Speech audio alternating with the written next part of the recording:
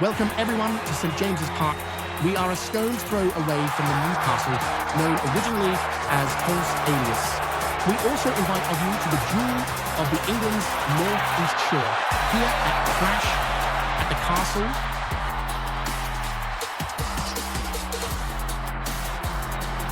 Coming down the aisleway for this first match is quite the athlete, a young Hispanic from the shores of Mexico, Dragon Lee, and he's no doubt going to be setting flight during this bout. Not to mention Mark, Lee is bringing the TRT Lucha Libre action, which has a rich history in Mexico, and he wants to ring that worldwide. This man has held many a championship throughout all the major and independent promotions of Mexico. Yes, Lucha Libre is what has made the cruiserweights of the US and the world look and change their styles. From the small venues in the little Mexican towns to the massive CMLL or AAA shows spectated today, such athleticism and graciousness in the art of wrestling. As fans ourselves, we can't forget the voices that brought us the early crossovers of the American and Mexican styles. Mike Tenay comes to mind, his wealth of knowledge that brought commentators like Excalibur in AEW to the faux refront. What fantastic journalism there, Mr. Alexander's. Here comes a newcomer into the business, a young and hungry talent that hangs his pride and confidence as his banner. A young man of both Ghanaian and Swiss heritage, a man that is a true mealing pot in the ring and is definitely one to watch mark.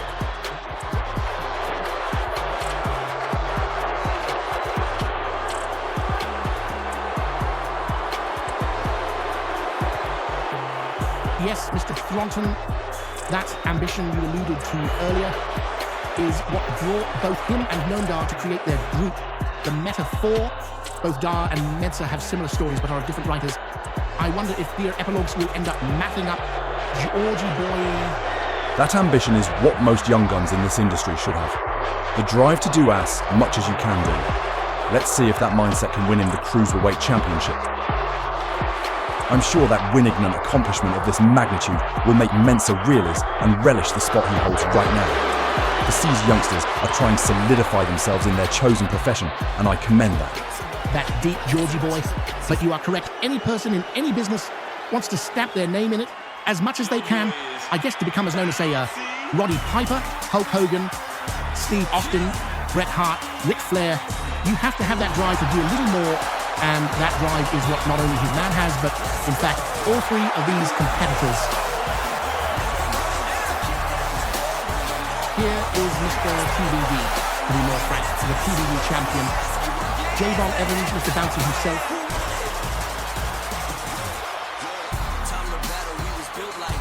This man is known for his high-octane style that harks of a mixture of Ron Killing's early style and AJ Styles' early style with a dash of Kenny King and Christopher Daniels. He has won championships all around the Indies, like that of TBD. That Champions HP that he wears to the ring. At this very moment, El Fiasco owns the ring announcer for the evening, Graham Montana. Your next bout is to be competed under triple threat rules, which means there are no countouts and no disqualification. And the winner will be the first wrestler to pin either of his opponents. This match is set for one fall and has a 20-minute time limit. These combatants will be fighting for the All-Star Championship Wrestling World Cruiserweight Championship, and your referee for this match is Senior Referee Husky Purkin. Your first participant hailing from Tala, Jalisco, Mexico, weighing 165 pounds. Dragon Lee. His opponents firstly, representing Zurich, Switzerland, weighing 92 kilograms, or Mensa, and their opponent, from Greensboro, North Carolina, weighing 154 pounds, Javon Evans. Triple threat matches are such a dangerous march, Mark, as you have to not just be able to key your eye on one opponent, but two. For one person that is hard to do, as you always have that invisible competitor being the fans.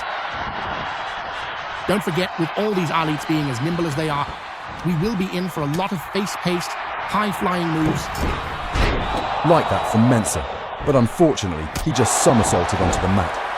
What a standing sidekick from Javon to Lee. That knocked him into next week. In all multi-man matches, you do seem to see unlikely alliances, but whether they last momentarily or for a while, we will see.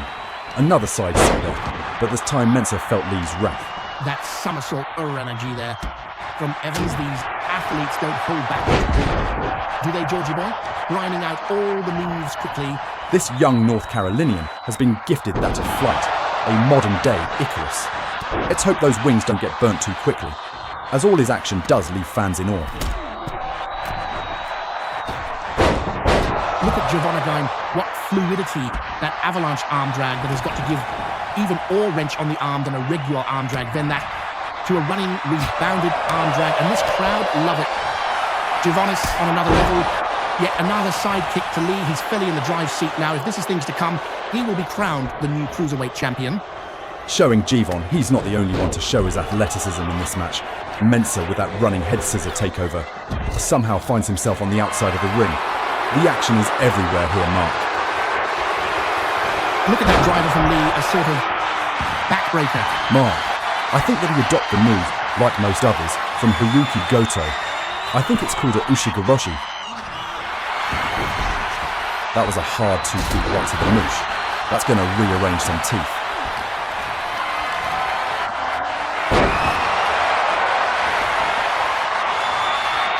Playing possum, rolling up Mensah for the kick pin. This is the problem with the multi-man match, Mark. One has to be aware so much, whilst trying to concoct a plan to win. Wow, Mina got Evans back there with that rolling side kick. Gosh, those fellows throw heavy kicks. What a move by Lee, hitting that 3/4 flipping mat slam. That was a misfire by the young Evans, trying to hit Lee with a single leg drop kick. Now pacing chest first, leaning on the turnbuckle, but getting himself taken out by a northern lariat from Mensah. Mark, this match's action never stops, as everlasting. No one is stopping. I think that was a rising knee that Lee drilled to Mensah on the outside. Instead of layouting, Evans needs to get out there and work on both his opponents to try and secure the win for the match. As Dragon Lee flies back into the ring, jumping over the ropes and getting back into the match, the two men lock up, and Javon is able to lift his opponent and drop him with a running high-impact powerbomb, shades of Justin Fuller like it. After that 2 count that was broken up by Mensah, he launches a roaring fist Javon's way, though Evans dodges, but he can't dodge that clinched uppercut. Well, let's see what this lateral press can give Oro Mensah here. Barely won. I think Evans is a little too fresh. Two massive dodges by Eent on Lee's offense, now with the mare takeover, following up with a stiff shoot kick, rattling the spinal column. That is nasty. Going to the air, Evans is known for this, coming off with a big elbow drop, right to the chest of Lee, wise from Evans. With that Japanese-style arm bar, wrenching at that shoulder. Look at the neck surgeon here. Lee able to scissor that arm and take him over. I said this already, Mark. And we saw it there, not that either Mensah or Lee meant to, but Mensah immediately went for that axe handle on Evans.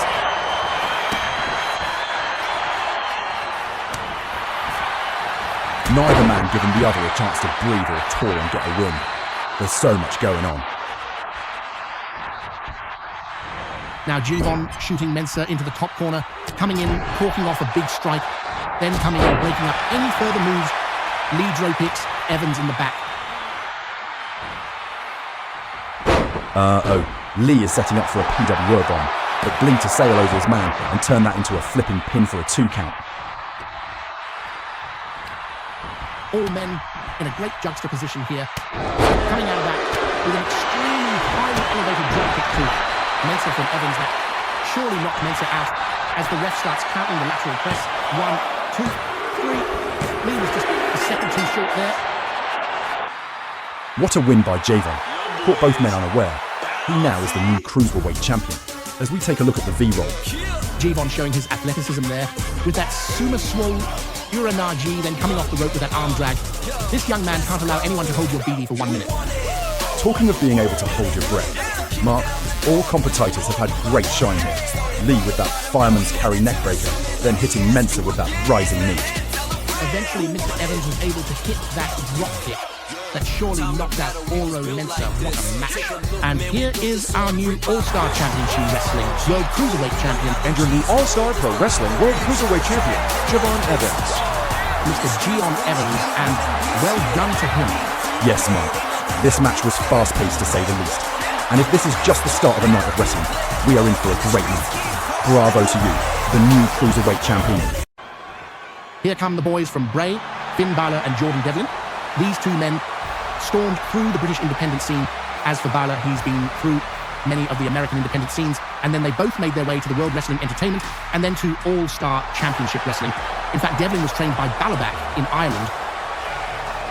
Thanks to that, I think that's why these two wrestle their tag matches like a scientific extravaganza, as they know each other so well. Let's see if that will allow them to come out to the win. This tag team match is scheduled for one fall, with a 10-minute time limit. First three from the halls of Oscar, weighing a combined weight of 597 pounds, Eric Rowe and Ivor Hansen, the War Machine, and their opponents representing the Trinity from Bray County, Wicklow, Ireland. At a combined weight of 395 pounds, Finn Balor and Jordan Devlin, the Irish Aces. We talked about how close the Irish team are, but the two big men from Asgard, they have teamed with each other since their debut in wrestling, throughout much of their wrestling career. So I expect War Machine are equally as in tune as the Irish team. How Balor and Devlin need to wrestle this match is, they need to keep one or other of the bigger team isolated, maybe work on an LE, so the bigger man get their base and keep the constant flow of the Resh man in the ring. That is a solid strategy there, Georgie boy. On the other hand, the Machine need to just keep the action on both of the Irishmen. Straight forward and use their stature against their opponents. I mean, all these wrestlers are known for their high octagon offense. Like WWE saw from Devlin there, that reverse inverted head scissor takedown. A little dazed from the impact of that move, Hansen whipped over the ropes. And another quick tag.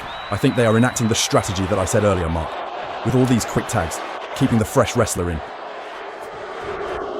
Look out, Hansen. Balor is going airborne with the top ache on high-low, coming over the rope with a senton. What action from Finn? From the outside of the ring, tossing his opponent back into the ring, Balor swiftly re-enters. At the 3 count, Balor is bringing his bigger opponent right into this corner to bring his partner in. Yet Ivar senses this and buries some elbows into the gut. Another quick reversal from Finn. A short whip into the corner, and here, the tag to Devlin. Now setting up for a tag team move, slingshotting Ivar into the ropes, catching a punch from Devlin, and Devlin now slingshotting in the ring with an elbow drop, so Ivar comes down on Balor's knees for a backbreaker. Here's tag team chemistry that you cannot teach. Devlin now trying to kick Hansen's head off his body. That is mean, very mean, from the young Irishman. Devlin is now trying to fire up his opponent partner. Is this wise, Georgie boy? Well, there are 2 ways to think about this tactic. The first of a team of Devlin and Balor to try getting the illegal partner riled up, allowing their team to gain the advantages to come out ahead. On the other hand, it could get the illegal partner so riled up enough, and it could start a little grudge within the match, which may lead to your team's loss. It all really depends on how the illegal partner reacts. Let's see if Devlin's earlier mocking was grinding the gears of Eric Rowe enough, after that well-needed tag for the War Machine. Both teams are giving the other a great reversal string in the early going. Neither team has really come out ahead yet. Let's see if this move from Devlin will change the control. The wicked springboard drop kick getting Rowe right between the eyes. As we see the youthful exuberance of Devlin gloating to the crowd, could this bite him in the backside? Maybe so there, my friend. Maybe so. But let's just watch. Things will come to their end soon, for one reason or another. Shooting off Rowe into the ropes. With the assistance of the ropes, Velocity Devlin is able to muscle Rowe around for a standing back somersault slam. What an impact. What a thud on the mat. And able to keep the lateral press. Only a 1. Well done, Rowe, muscling out of that pin. Both men now with the legal tags, Hansen and Balor in. What actions will these two come up with? Look at Balor trying to knock the big tree down. Balor almost gives away 200 pounds to Ivar. Many people would think that Finn has the athletic advantage, but how wrong would they be? Ivar has been known to fly like at cruiserweight over 200 pounds lighter than him, as we saw there. I think Finn's life flashed before his eyes, and that enabled him to move, dodge that flying clothesline. The big man with a spinning hook 8-chick, flooring Balor as quick as a baby can say one. But I expect that the Wicklow native will come back fighting. We've seen it before. Shot into his own corner, Ivar slumped. Balor advances with a strong knife-edged chop, lighting up the flesh on the chest of the big Asgardian. From their corner to his corner, and another cutting knife-edged chop. The 2 Irishmen exchanging with the tag. Here comes another double-team combination of a whiplash backbreaker and springboard elbow drop. That little minute that Devlin took to follow up was a minute too long. Ivar was able to send him to the mat with her arm wrench. I'm amazed that didn't separate Devlin's shoulder through the force exerted. Lucky this isn't a beauty contest. Ivar has had his face kicked multiple times by both his opponents. He better watch his eyes swelling in the morning. More like now, the referee should get in there and break this up. What's Sarah Logan doing? Removing the top turnbuckle? Clear by the little bullet of the war machine, a ploy to distract both the referee and the opponent, giving her team a little reprieve, maybe allowing Ivar to tag Eric. This wily Irish team is so great at knowing where they are, both in the ring at all times. A masterful reversal into the leg tackle. Wise by the smaller man, if he's seen it already tonight. Chopping down the tree at its base is always a good strategy. Devlin, seeing his speed and cunning to the best of his ability, yet another slicing chop to the chest of the big man. It must be Welton by now. Oh, look at this move. With his opponent caught in the ropes, Devlin with 2 knees to the upper back, jumping backwards. I think this is what Carly Kalin called the backstabber. Driving the air from his opponent's body. Ivar is in deep trouble here. Rolling Ivar over for the cover, and with the press on the opponent, just a 1 count. I think that Devlin thought he had the win there. He thought he was pulling out the big guns. In the apps, we've seen the hot-headed Irishmen get entitled frustrated when they think they are closer to the win than what happens. Let's see if either Devlin or Baylor can keep their composure. There it was, that big mistake by Devlin, going for the high risk too soon and getting a leg lariat for his troubles. But the bigger man was a little slow on the uptake there and got a foot to the head. 6 minutes have Both teams are vying for the chance to rank up in the tag team division. A win here will surely get them noticed for maybe global or World Tag Team Championship contention soon. After that melee of action, Devlin is hoisted up for a hard powerbomb, rattling the spine, driving the air from his lungs. Will this be the end? Wise to roll out of the ring, but watch at the top of your screen. Rowe now is going extremely high. Risk taking a little long, allowing Baylor, the illegal man, to knock him from the top turnbuckle. For his trouble, he gets knocked off the apron, and Devlin gets back in the ring fires off a wobbly standing dropkick. Just as good as Brad Armstrong's, so effortless.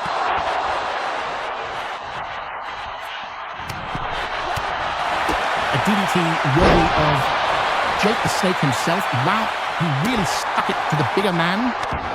The Aces of Ireland have really kept the fresh man in the ring at all times. It may why they seem slightly ahead of the War Machine team. Just as you say, 3 minutes remaining. A great hip toss. I think he needs to tag Hansen in. Well done. Someone has to get the win tragically. Georgie boy, the clock is running down tragically. 3 minutes left. We just heard from Graham Montana. After that dirtiness in the corner, here's a pin for the Irish team. How? How? Rowe kicked out at 1.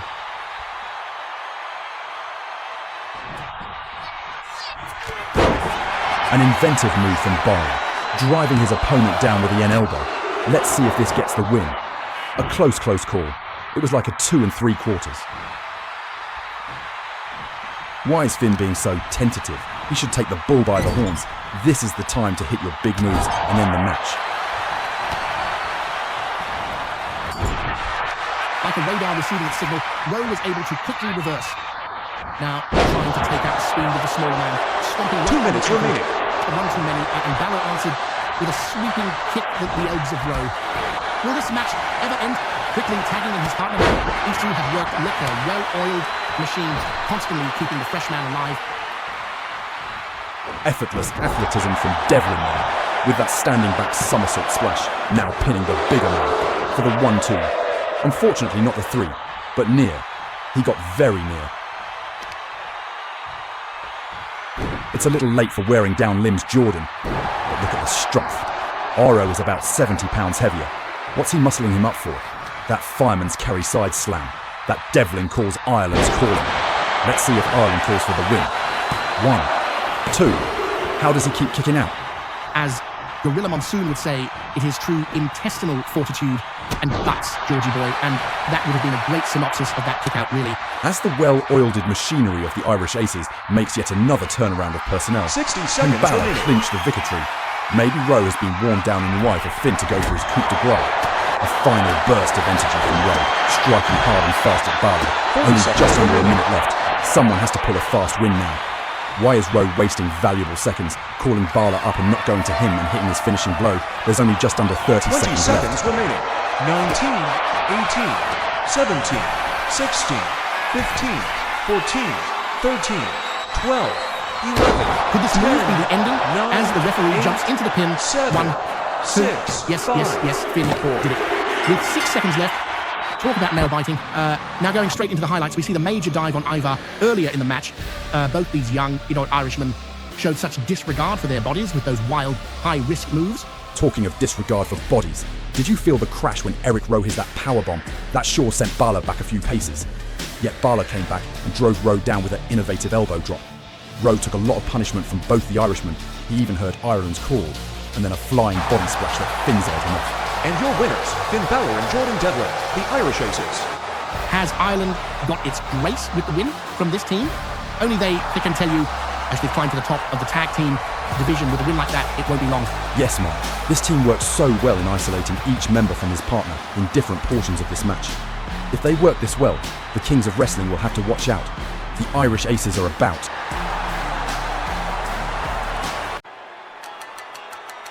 The familiar music of Taka Michinoku. Let's see if this bitter rivalry can own to an end. Here he comes with his partner, Shoichi Funaki. His friend and teammate coming out to be his backup. As we know, in some way, Lord Alfred Hayes' group will come out to Steven Regal. It's a good thing too, Mark. The way this rivalry has quickly heated up just from the snobbery of a middle-class man who thinks he's better than the working man. You say snobbery, Georgie boy? And you can't say that these Lords men don't half look down their nose at everyone else.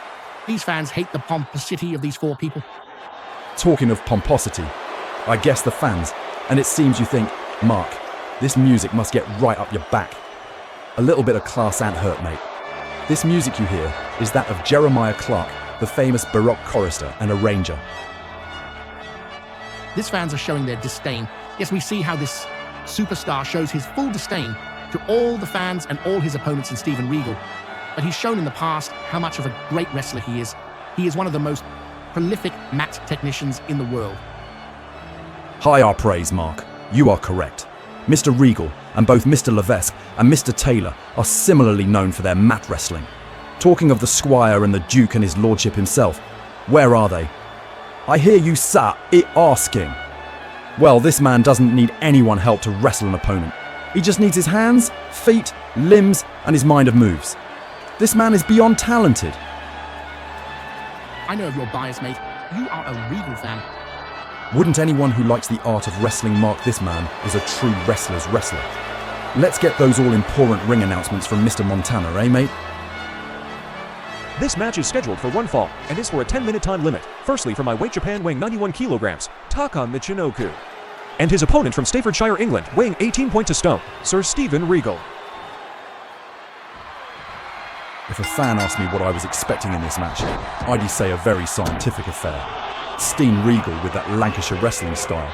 So he'll try and keep Mr. Michinoku near to him, maybe try a few submission hold to concede the match. As for Taka, he'll have to try and counteract Regal's technique by keeping Regal on his toes, using his quickness and that high rent action that we all know Michinoku for, giving Regal the runaround to disorient him.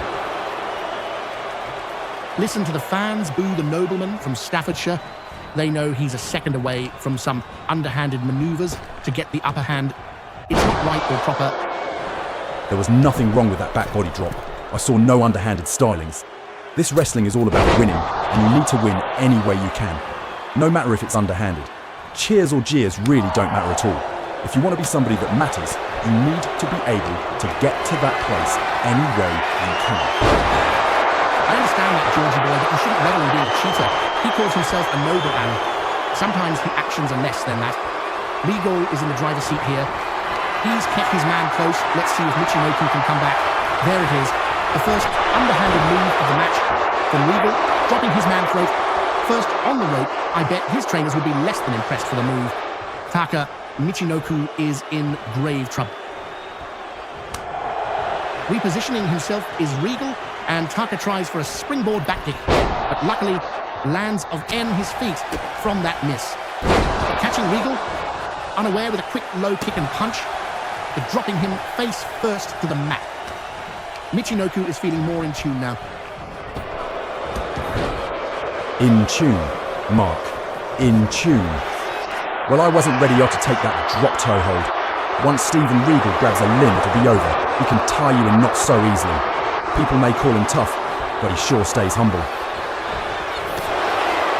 Look at Regal now with schoolboy roller, trying to get a quick pin. Well, he has the leverage on his side, being 80 pounds heavier and 7 feet taller. Michinoku was too new and had the wherewithal to quickly kick Regal off. This is a move used by many British wrestlers, the rolling fireman's carry. That move was innovated in the gyms of England in the 70s, though most people these days have pointed to Dave Finlay as the man who popularised it. Look at Regal being the gentleman there, letting his opponent get back into the ring, thinking against any outside manoeuvres. You always say, Georgie boy, that one should go after his man wherever his opponent is. Was that a mistake by Sir Stephen? Well, Mark, Mr. Regal doesn't make many mistakes at all. I imagine he felt like he has the momentum.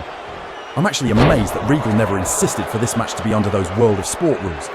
He's showing how good he is, wrestling a style that he wasn't brought up fighting. Oh, that was mean of Regal. Have you ever had the old ear clap done to you, Mark? It really disorients you. You lose all sense of direction. It's a great tactic from the noble Englishman. Oh, catches the kick right above the eye. I think that busted Regal open. That's unfortunate, Mr. Thornton. This is good by the faster wrestler, keeping his opponent unaware, just like you said earlier. I think he might have heard you, George.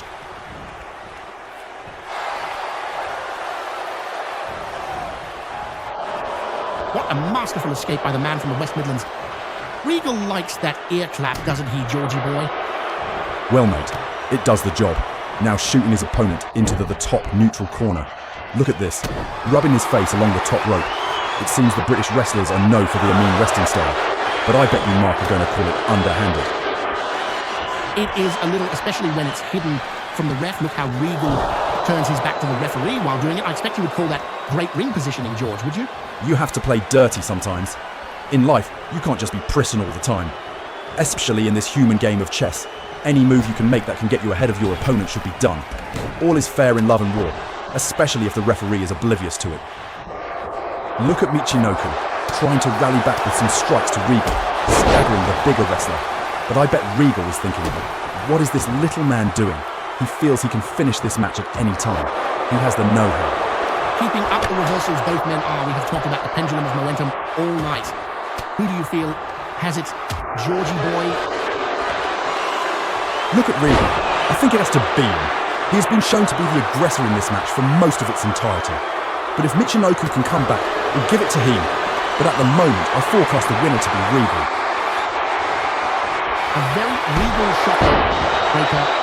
What force going down on the shoulder. Regal with those wide fights. Perfectly set to drive a shoulder onto. That move has been known to separate shoulders. 5 minutes have elapsed. 5 minutes remaining. Whoa, did you see that suplex? What power and precision from Stephen Regal, that double arm lock salt. That looked dangerous and hard to manage. Regal made it look easy as pie. Showing that intestinal fortitude there. Kicking out at the 2.5.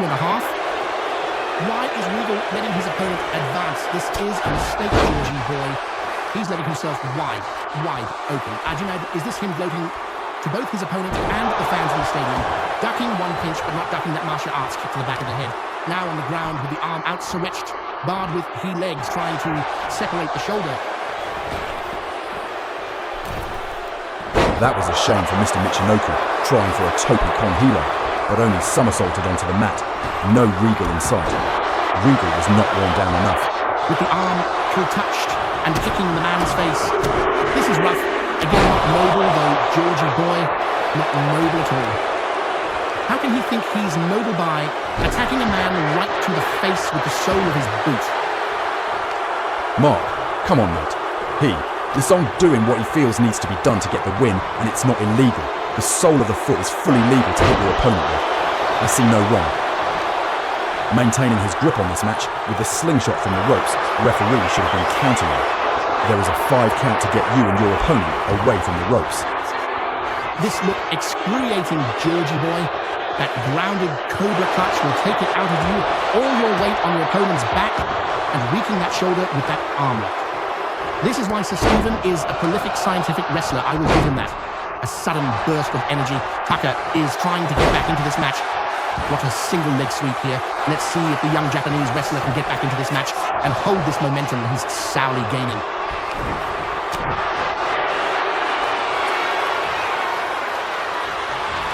Another myriad of reversals from both men. Stephen has now got the upper hand, snatching the double underhook and dropping Michinoku with a snapping powerbomb. This match must be nearing its end. Regal has had the most advantage here as the tie goes down.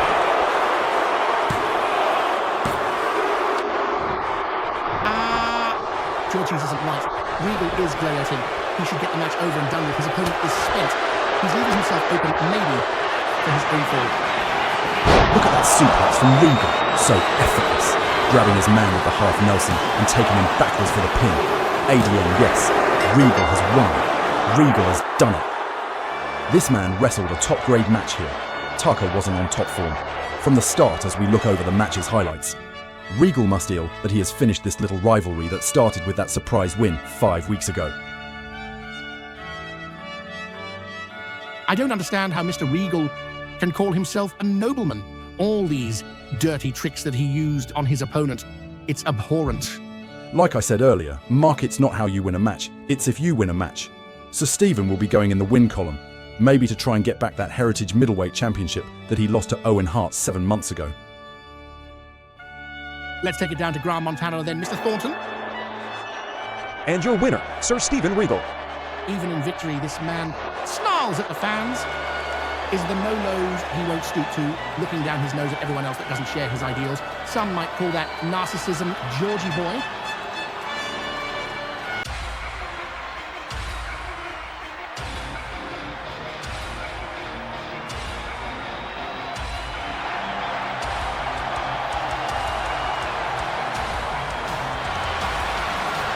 This is a match that the fans have been clamouring to see, and also both ladies have been waiting. A tale of 2 generations, also battle of Eastern heritage, with this young lady, who though fights out of Canada, she's got Korean heritage. I wonder where this will take Gail Kim. Yes, Georgie boy, this lady has won championships in both major companies in the early millennium, being the World Wrestling Entertainment and NWA's Total Non-Stop Action Wrestling hold both promotions women's championships, and in TNA she also has held the women's tag team championship. She's no slouch.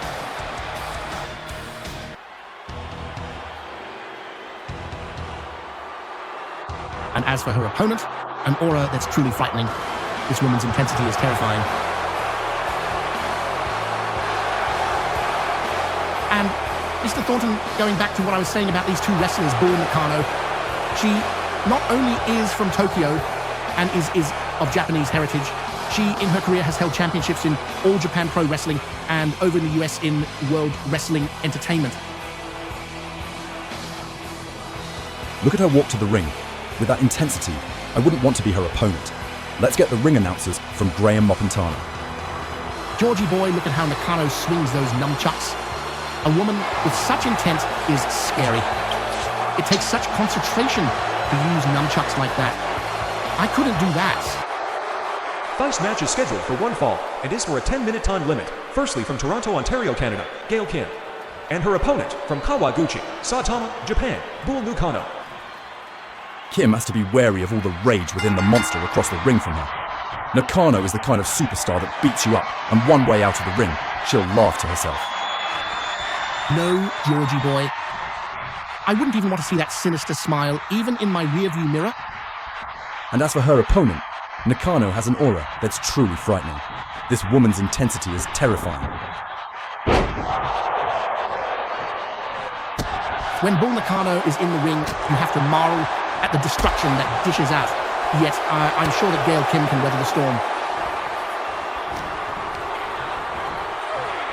What force Nakano exudes with the whip into the corner. Kim felt her spine rattle when you hit the corner. Kim is giving away over 60 pounds and around 6 inches in height. Mark, this is what I meant earlier. Nakano is such a ferocious competitor, grabbing 2 handles of hair and slamming Kim to the mat. The referee should get in there really and count the lady, but I can guarantee he is scared. As both women lock up with the collar and elbow, look at the poise of Gail Kim, able to out-quicken the bigger woman and snatch the side headlock. But with the height and weight advantage, Nakano was able to push Kim off, and now off the rebound, catching Gail Kim with a punch to the gut. These women are such great wrestlers. Quickly following up with a back salto. What strength.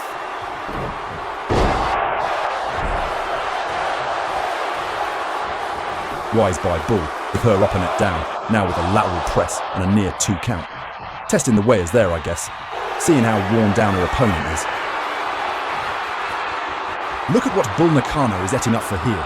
A scorpion crosslock, bending her opponent's body in ways it shouldn't bend. Georgie boy, I wonder how long Kim can survive in this tough submission. She's in great pain. What fortitude and resilience by Kim, able to wriggle her arms free and now kicking Nakano away. Wise trying to follow up while Bull is staggered. But unfortunately, Nakano was able to avoid that low springboard head scissor takedown. Both these women at the top of their game. Now Bull sending multiple forearm shiver to the middle of Kim's back. She wants to inflict more damage. Look at those forearm crossfaces. Vicious. Bull Nakano is Referee vicious. counter. Bull should let her opponent get to her feet. The referee is being remarkably lenient, which I appreciate, Mark, letting these ladies show the world their talents. After that hard scoop slam, Bull Nakano goes straight for the pin, testing her opponent's stamina again. Only a 1 count. Too fresh still. Go back at work, Bull. Wise from Kim here, able to get out of the ring, under the rope, but Nakano has her in her sights, firing off a hard right hand, but Kim fires back, and then cocking that now down. Look at this move, outstanding. Catching her over the ropes with an elbow drop. What an athlete this Gail Kim is. A little overzealous there, Mark, trying to catch her opponent with another springboard move, but she came up short. Coming off the ropes and getting hit with a decapitating clothesline from Nakano, that's going to send shivers all around the body. This Bull Nakano, Mark, is nigh unbeatable, it seems. This is a little brazen from Kim. Ishii is going for it after one reversal. Nakano reverses that kick and lets out a flurry of attacks, ending with a massive throat thrust, staggering Kim. Kim going for another springboard move. That is a go to offense, but again comes up with an ace full of mat. After that double arm sledge, Nakano with another pin. Let's see how worn down Gail is. 1, 2, refusing to stay down, even before the 2 count. The match marches on.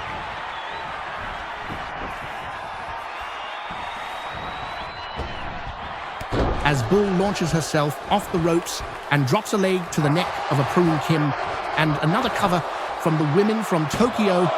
1, 2, no. What a kick out from Kim hanging on in there.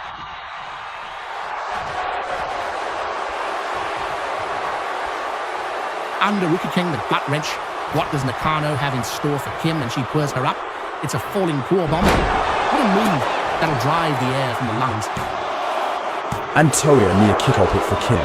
This must be getting on Nakano's nerves. High impact move after high impact move. And still these near kickouts. Bull, don't let these kickouts annoy you. You need to keep on your opponent. This argument with the referee is allowing Gail Kim to catch her breath. Tying up the arm, and now with Tila magistral cradle for the 2 cutting that caught Nakano off guard.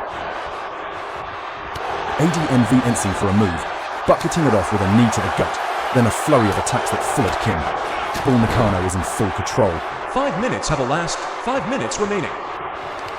Nakano with tame, methodical offense, setting her up for a kick in the abdomen, driving the air from Kim. Bull, beeline it here, maybe going for one of her big moves, but gets side speed and a club to her back from Miss Kim. Not letting up springboarding from the ropes and catching Nakano with a whirling head scissors. Takeover and a wonderful standing somersault body splash.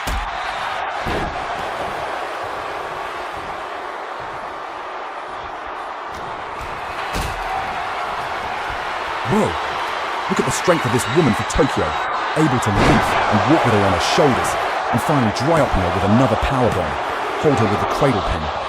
But just a 2.5. Kim is very strong-willed, not giving in. This is why you should never gloat for too long, giving your opponent the chance to catch her breath. Nakano slightly telegraphing her attack, allowing Kim to move out of the way. There are 4 minutes remaining. Splash from Nakano.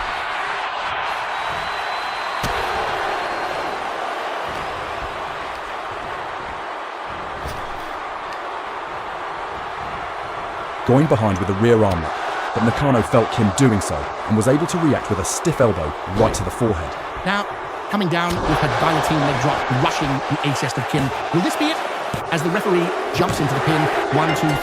Yes, that was it. What a hard-fought match again. These ladies really did put it out there for all to see. As we look at the highlights from this match, all these massive high-impact, high-contact moves from Bull, I'm amazed Gail Kim lasted as long as she did. It's a testament to her will and drive. Georgie, boy, she can take a lot of punishment at her small frame. Yes, mate, we did see 2 of these power bombs from Nakano to Kim. Wow, Liwi heard her sound on the mat as well. Leading to this massive guillotine leg drop that fished her opponent off. Let's get the official word from our ring announcer.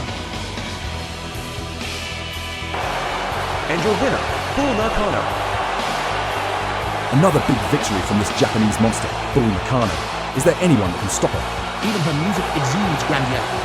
Georgie's boy, this is one mean customer and maybe in line for that Heritage Women's Championship.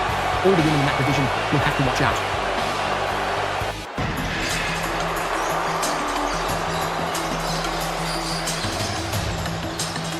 Here come 3 of the most dangerous people.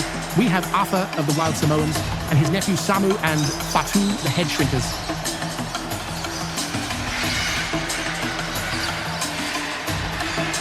Arthur guided his nephews to the WWF World Tag Team Championships back in the mid-1990s. Even without the tutelage from Arthur, both Fatu and Samu are extremely dangerous competitors. Both are around the 300-pound mark and can move like cats. Listen to the crowd. They love these brothers from Michigan. Straightforward, no-nonsense grapplers. They have gained accolades all over the world, Georgie O.B. Both Rick and Scott have decorated amateur careers wrestling out of the University of Michigan, so the Samoans will have to watch out for their wrestling acumen. Both men are masters of the sight game. A man like Rick Steiner wearing unmatching boots and darking at the crowd can put a nun off their game. And as for Scott Steiner, once you get on the wrong side of this man, it'll be curtains for you. He'll drill with his Frankensteiner or his reverse pile driver. We've seen it done in the past. Seems to be, Mr. Thornton, between these 2 teams, there is a lot of pent-up frustration. Both these teams have such a heated rivalry from their time in WCW and WWF. They wrestled each other a lot. This match is set for 1 fall and with a 25-minute time limit. This match is for the All-Star Championship Wrestling Heritage Tag Team Championship. Firstly, the challengers, being accompanied to the ring by Wild Samoan Afa from the Isle of Samoa at a combined weight of 620 pounds. Fatu and Samu of the Samoan SWAT team, and their opponents, the reigning and defending Heritage Tag Team Champions from Detroit, Michigan, at a combined weight of 518 pounds. Rick Steiner, Scott Steiner, the Steiner brothers. As we saw, this match is for the vacated All-Star Pro Wrestling Heritage Tag Team Championship, a title both teams are clambering to have. This match started off with Samu throwing a wild savate kick, trying to catch the unorthodox Steiner off guard and get the quick win. Well, Mark, I think most of the competitors in this match are pretty unorthodox. The aura of the Samoan F-Male is, these 2 big men go around headbutting each other just for fun before they even start fighting their opponents. And as for the Steiners brothers, their Nesson team in the ring can throw anyone off. This is set to be a wild, wild affair. Talking of Kibayoa and force, look at that driving shoulder from Scott Steiner to Samu. Not many men can knock a 280-pound man clean off their feet like that. This crowd is really revving the young man from the Motor City up, and he fired off a jarring right punch, knocking down the big Samoan again. Lax by Scott Steiner there, he should have kept it. Stare right to the bigger man, but Samu was able to shoot the double leg takedown and sink the pin on Steiner. Showing these Samoans aren't just the barbarians they appear. An exchange of roll-ups, neither man getting the final pin yet. What a quick elbow from Steiner there, catching Fatu off guard, as the bigger man from Samoa trying to clinch Steiner, but Scotty avoids it. Look at the ease there. Fatu able to slam Steiner on the mat hard. The sign of a consummate professional wrestler there, knowing where you are at all times. Scott rolling under the bottom rope to try and gather his thoughts, but an angry Samoan folded him straight outside. Even on the outside, these Samoans are dangerous. The referee needs to somehow get Fatu off Scott Steiner on the outside and get this match back in the ring.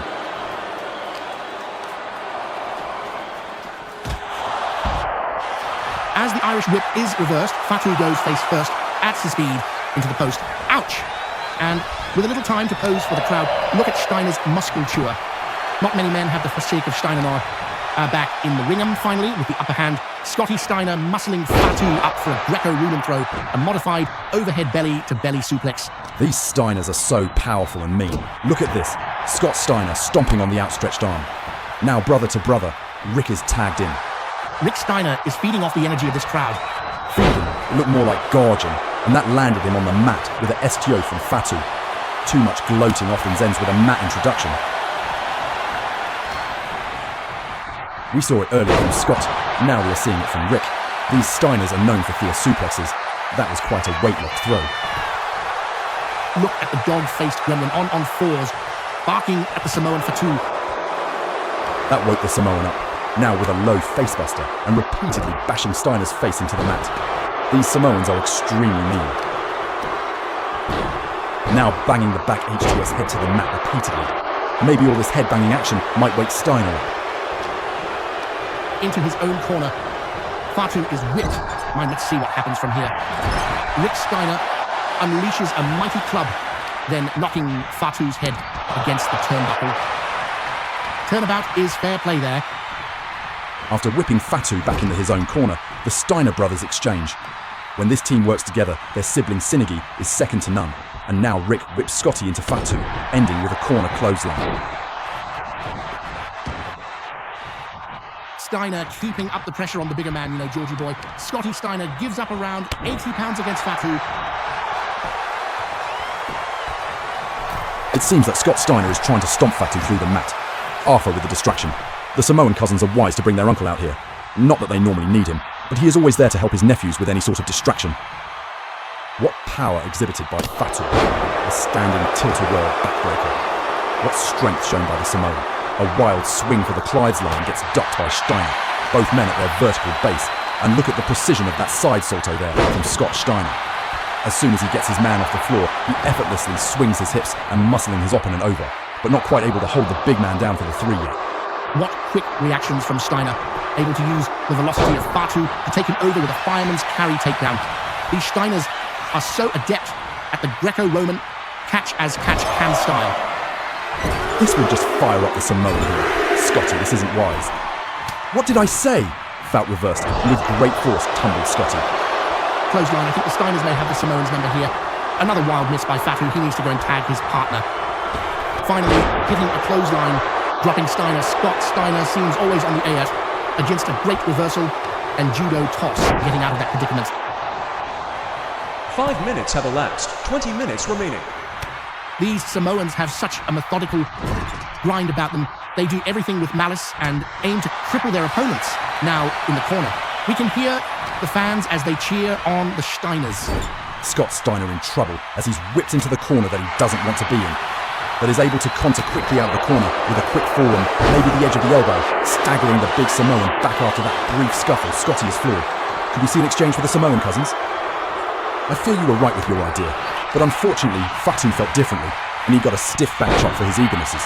He really need to tag in Samu. Samu tagged back in, while Scotty went to talk over some strategy with his brother.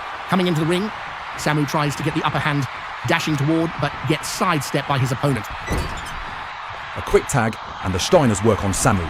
With the extra force from the ropes, the Steiners hit that assisted Russian leg sweep. It looks as if the Steiners have the number of their Samoan adversaries. I wonder if Fatu and Samu can claw back for this. What's Rick turning Samu into that single-leg Boston Crab? This is very unlike Steiner, trying to sap the power base that the back gives a person, but Samu is able to wriggle free pretty quickly. Samu bringing Steiner into the top neural corner, but Steiner was able to break the grasp, and clubs a staggered Samu in the back of the neck, both men now trying to exchange wide strikes. Look at this from Samu taking Steiner down with a Samoan drop. As Arthur directs traffic from outside, telling his nephews to tag the other in as they have a fallen Rick Steiner. Burying the fist into the abdomen, what a reintroduction to the action for Fatu. Rick setting up for a Steiner line maybe, and Fatu promptly ducks. That Steiner line, when done with intent, can really take your head off, just like that. Wow! Did you hear that thud? Now, with that lateral press, and the pin, one just stopped short of the 2 count. What Will the Steiners have to put these Samoans through to get the win? The clotheslines near decapitated Fatu, but Samu was able to find life and remain in the match. An unorthodox move for the dog-faced gremlin, taking himself up to the middle rope, but is able to connect with a diving shoulder block. Will this be the match for the Steiners? Surprisingly wherewithal there from Steiner, going straight for the pin, as his had the bigger man down. Just a one count. What does it take for these Samoans to be beaten? The average man would have given up right now in either of these men's shoes. It is a testament to one man's determination and the other man's durability. Rick with the tag to his brother, another whipped clothesline to the corner. Fatu looks spent. He's been through a lot in the last few minutes. In fact, all these men have. As the referee begins his count after Fatu rolled out to get his breath, Afa, again with the distraction, the referee needs to throw him out of this match's periphery. Hang on there, mate. You can't blame Afa as a manager for looking out for his team or as an uncle with the personal distinction toward his nephews. I blame Scott Steiner being easily distracted. Neither man getting the punch immediately. All these men must be tiring. But we see Steiner with the bobbins and weaving able to evade the grasp of Fatu, with a whip to the ropes and Fatu getting hit. Yes, there it is. Scott Steiner's Frankensteiner. As the ref starts the count, Samu runs in and saves the pin. I think both the Samoans are getting a little tetchy after that massive move. Scott is following up a little too methodically. Let's see if this allows Fatu to get back in up this match for highest team. Whoa, what a strong whip to the core. The force of that sent the big Samoan flowing up the mat. Like a leaf if the strong Samoan wins, seeding it from the ground. It must have sent his spine shaking. That was poetic there, Georgie boy. Are you feeling okay? Isn't that allowed, March? Can't a man let his feelikins flow when the feeling takes him? Of course, mate, but it's new for you, isn't it? You're usually the stoic one here. Well, Mark, we have a big tag. Let's see what Rick Steiner can do for his team. Now with a double team move, as they both whip Fatu into the ropes as he comes off that throw him over their shoulders with a massive double back body drop. Look at Rick Steiner, he's revving himself up here. As the fans bark back at him, he goes out to the ring and attacks the big Samoan. It is a little too much there, Mark. Mr. Steiner shouldn't have pandered to all the fans. He should have got straight out there as his bigger opponent was on the back foot. He kind of given Fatu too much time to recover and get his breath back. I think the big Samoan is beat up here. He's been beaten on by both these two Missionary brothers. But Mark, his shoulders get his opponent back in the ring instead of doing all the wearing down on the outside. It would allow him to get the win quick here. Well, Georgie boy, whether it's done on the inside or outside of the ring, these moves are really going to opportunize their opponent and drain the stamina out through the body part. But I do have to say, this is a lot not like the Steiners trying to get the count-out win. Yeah, Mark. I think Rick Steiner knows he can't beat the bigger man in the ring. He's trying to get the quick win. I have to say it is wise move, but will their fans like it? 10 minutes have elapsed. 15 minutes remaining. You think either team can take much more, Georgie boy? What quick thinking from Scotty there. Fatu trying to catch Steiner off guard with a Savat kick, yet to no avail. What were the Steins conversing about there? I bet they were cheating Mark. Oh, I doubt that, Georgie boy. As we see Scott with a heavy back chop as he whips Fatu back into his corner, tagging in his brother. What are they setting up for here? Maybe another double team move? Yes, a double gutbuster. Fatu needs to tag in the fresher Samu. I bet that's what Afa is shouting at Fatu. Is Steiner the right man to keep up the fight against these Samoans? He is known to be a little eager and getting a little lost in his thoughts. But here he is attacking.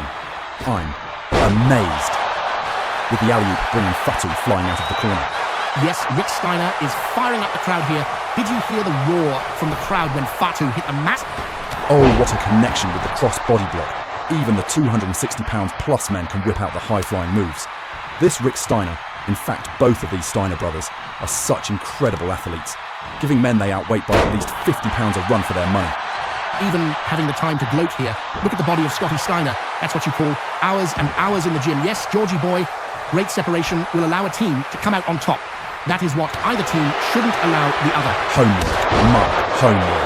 The only homework I saw there was how to know a 260-pound man down in a flash. What a savage kick from Fatu as he going for the well-needed tag. Yes, Georgie boy, homework. Did you see it take a second to turn the tides? A deep gut punch from Scotty Steiner, sending Fatu reeling. Scott, setting up for a cornered running move. It's a Steiner line. Yes, Mark. Fatu made an error there. He should have tagged his partner while he had his opponent down. But it tried to go high risk, and that thought bit him in the backside. Steiner has sights on Fatu. Let's see if he can end the match. Why is he wasting so much time? Yes, Georgie boy, this does seem I thought unorthodox. Steiner sees him to be telegraphing his offense. Yes, unfortunately, he was. And Fatu countered on it, managed to evade Steiner's grab, but lifting Steiner for a back wall breaker. Reversal after reversal, a knee right between the eyes. Will these wrestlers ever give in? What a stiff shoulder block and the rebound. These guys really hit hard. This is really where the big boys play. To quote an old slogan, Fatu locks leak, he's running on empty right now. He needs to get Samu in, and fast. Fatu has taken so many Steiner lines, I'm amazed his head is still on his neck. Those Steiners really don't back. This is new for Steiner, a rear naked choke. It's so dangerous. But Fatu is able to power out. What resilience from the Samoan. Yes, Mark. That submission hold is extremely dangerous. The referee always should check that it doesn't get too low on the neck. That is how a wrestler can pass out quickly, like any sleeper hold. Continuously reversing is Scotty Steiner. He seems to have the big Samoan's number here. Whipping him into the Samoan's corner and quickly buries his shoulder into Fatu's abdomen, going over to his corner to chat it over with his brother. He needs to keep up the pressure so the Samoans can't mount a comeback.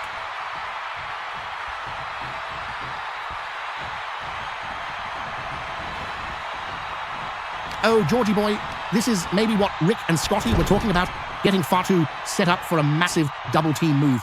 As Scott positions Fatu on his shoulders, what power from Scotty Steiner there. And look at Rick launching himself off the ropes with a flying clothesline. They call this the Steiner device. As Rick has the lateral press on Fatu, he had him there, but Steiner seems to want to take out some more frustrations out on the big Samoan. This is what I was saying earlier, Mark. Rick Steiner could have won the match there, but he has got his thoughts crossed, and now he's got Hiemslev caught in a jackknife pin. Fatu is showing such resilience here, able to kick out twice from the pin reversals. These Samoans can take to much punishment, you know, Mark. Now it seems that Fatu has a burst of energy ending in a backsledge. The drops, the dog-faced gremlin to his knees. The Samoans never hold back, but that's the way the Steiners like it. And the way the Samoans like it. Both teams are heavy hitters.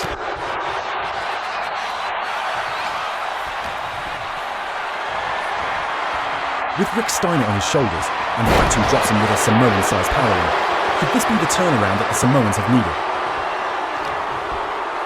Whoa, you were right, Mark. The Samoans sure. You hit hard. Listen to the reverberations all over this auditorium. That'll surely bruise tomorrow morning. Look at Fatu there.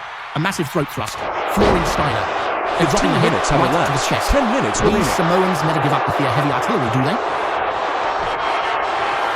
The clock is running down quickly. Both teams need to pull out something. Not just keep hitting each at their other, wearing each other out. That's not wise by Fatu. He got caught and slammed off the top rope. Steiner is feeling it now.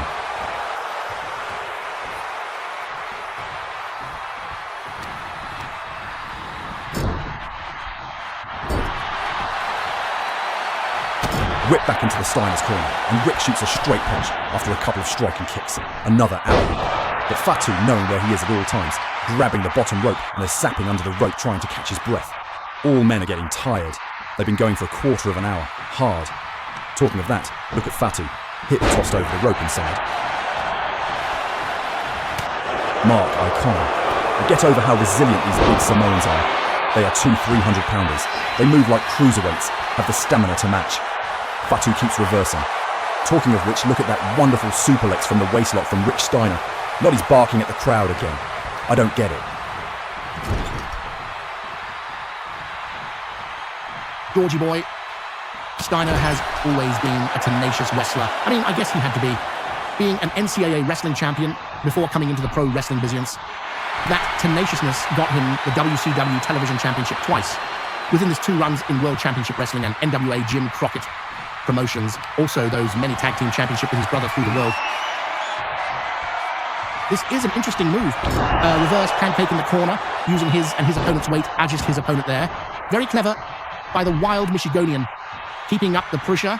Now with Fatu on his shoulders, a dreadful Death Alley driver from the fireman's carry position. Yes, Rick, go for the pin, as the referee gets past the 2. Why is he letting his opponent free again? Come on, Rick. You had the win twice, but you let that slide. A very bad plan there, sir. A quick tag to Scotty again, as Fatu tries to grab Scotty but gets dodged and goes for a clothesline. Her gets caught with another suplex from the Wasset lock. These Steiners really do like their suplexes. Yes, Mark. I do have to say, these Steiners are great at using their opponent's velocity against them. They really know how to roll their hips for all the many, many styles of suplex they perform. A man with only one leg will have a hard time fighting back. Steiner is wise to go to weaken the legs of these big Samoans. They have so much more weight to carry as well, which only one leg won't easily do. Steiner is playing a wise game, sticking and moving. This allows the bigger Fatu to tire out easier. I hate to say it, Mark, but it's definitely a sound strategy from Scotty Steiner. But it just takes 1 second to change the match. What a Savate kick from Fatu will this be the match for the Steiner brothers? 1, 2. No, a kick out at 2.5.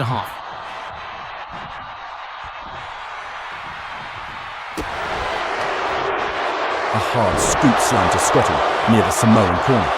And as Fatu surveys his fallen opponent, he decides to step outside the ring and onto the apron, and he ascends the ring post up and soars off the ropes with a Samoan splash that catches the mat only. He took a little long, and Steiner moved. Lucky for Steiner, as that move would have finished off Steiner. A soaring 320-pound man landing on anyone would finish them off. As Steiner tries to wear down Fatu with the neck crank. With his power, Steiner could twinge a neck quite easily. We can all feel Scott Steiner's energy cores around the auditorium. Steiner sets his sights on the opponent, but taking a little too long, Fatu stops that and grabs a rear waistlock. With a sense of urgency, feeling the big man's grasp behind him, Steiner reverses out with a stiff elbow, hitting a short range down the line to the back. That shook the big man. With Fatu on the mat, Steiner follows up with another wear-down hold to the neck. Steiner's got that wear-down hold on tight, really cranking the neck, with all These's Steiner lines and moves aimed at the neck. Fatu must be feeling it. It's a real testament to their durability to keep in the match. Stalking his opponent and zeroing in on the kill with a stomp to the head, and then walking around the man as he raises to his knee and stomping on his ankle. Scotty Steiner showing he has a vicious streak. Fatu mounting with a flurry and capping it off with a great butt wrench suplex. Georgie boy, these men from Samoa are so very tough. Fatu has been beaten on for the last 10 minutes and he hasn't given up yet. And then he comes up with this fabulous move to change the flow of this match. Wow, what a flying body splash that was. And now for the pin. But only a 2-1-2 count. I wonder if the big man from Samoa will go tag his partner and get some freshness in for his team. And that he does. Let's see if Samu can extract the win for this team of Samoan cousins. 20 minutes have elapsed. 5 minutes remaining. Scotty Steiner now slogging it out with Samu, both men going toe-to-toe with strikes. I wonder whose perseverance will come out on top. The Steiners are ahead on points here. If there was a point system, they have constantly kept the fresh man in there. Now, tagging in Rick Steiner, it seems another Steiner device is in our midst. But here's time for Samu, one for each Samoan. As the ref starts the count, 1. Wow, what a kick out before the 2 count. What fortitude from Samu.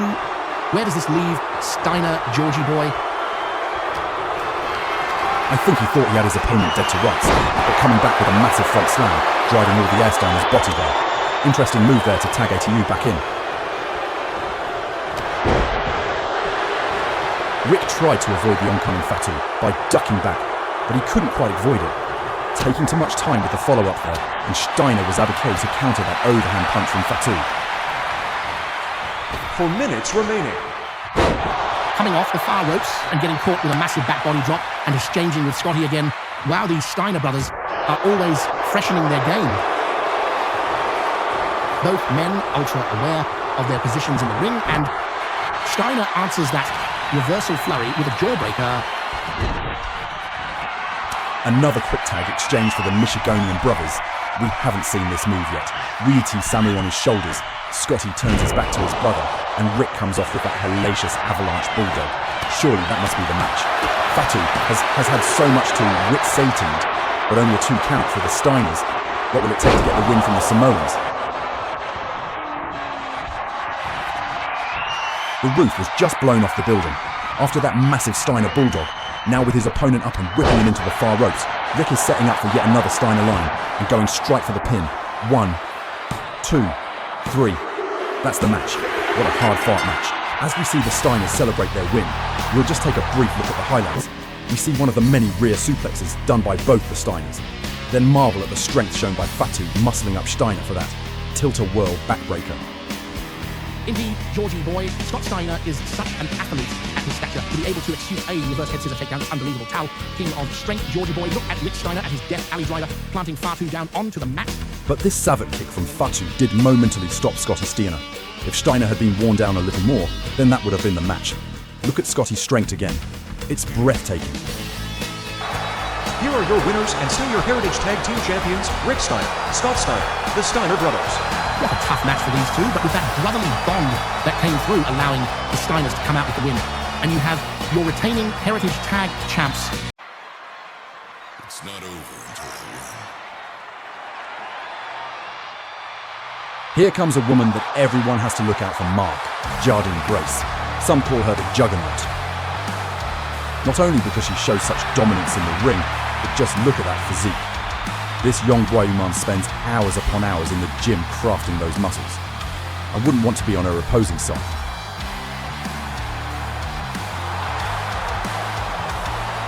Yes, Mr. Thornton, indeed, this woman has carved up her reputation throughout the Indies and the Americas, winning women's titles everywhere she wrestled. With all those credentials behind her, that is another solidifier of her dominance.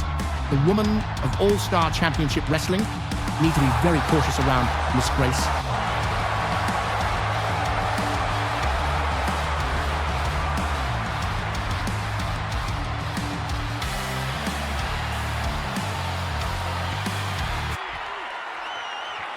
As for opponents tonight, Georgie boy, Lyra Valkyria, a very explosive young lady, some might call her the Shining Angel of Ireland. Wait a second, Mark. I think Becky Lynch would have something to say about that woman. But one thing for sure, you can't sell this young woman short at all. Is that the World Wrestling Entertainment NXT Women's North American Championship around her waist? Yes. Georgie, oi! You cannot sell this woman short at all. She scratched and clawed her way to obtain that belt. Will this match lead to another belt being placed over two shoulders? Maybe it will, Mark. We can't discount this young lady's wrestling credentials. Within her rookie year, she was able to win that belt, which is no mean feat. But it seems she's given up some weight and a whole lot of power to Jordan, so she might have to scratch and claw her way through this match to gain another belt also.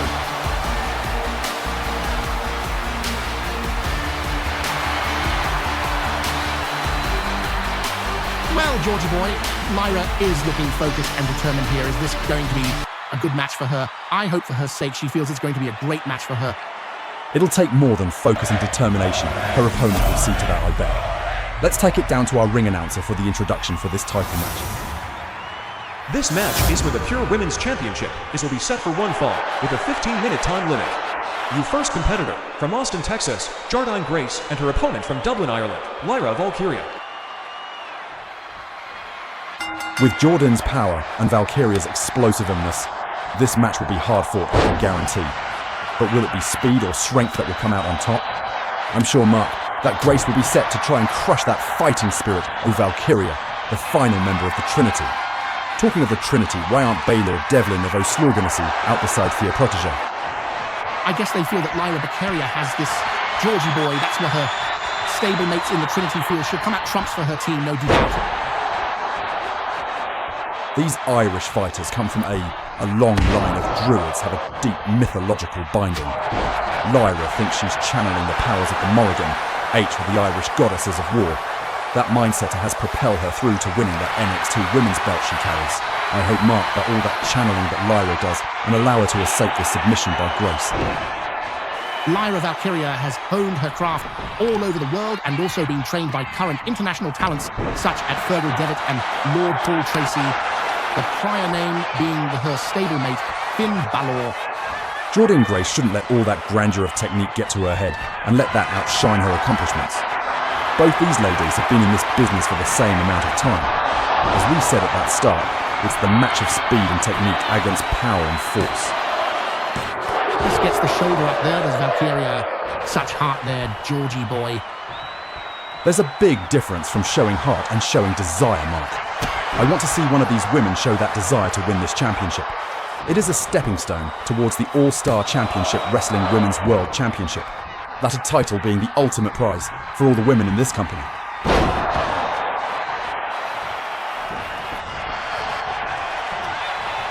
Earlier you talked about force, Georgie boy, and that sure was some force exerted from Grace with that shoulder block. Another kick out from Valkyria. Jordan should try to keep the frustration at bay.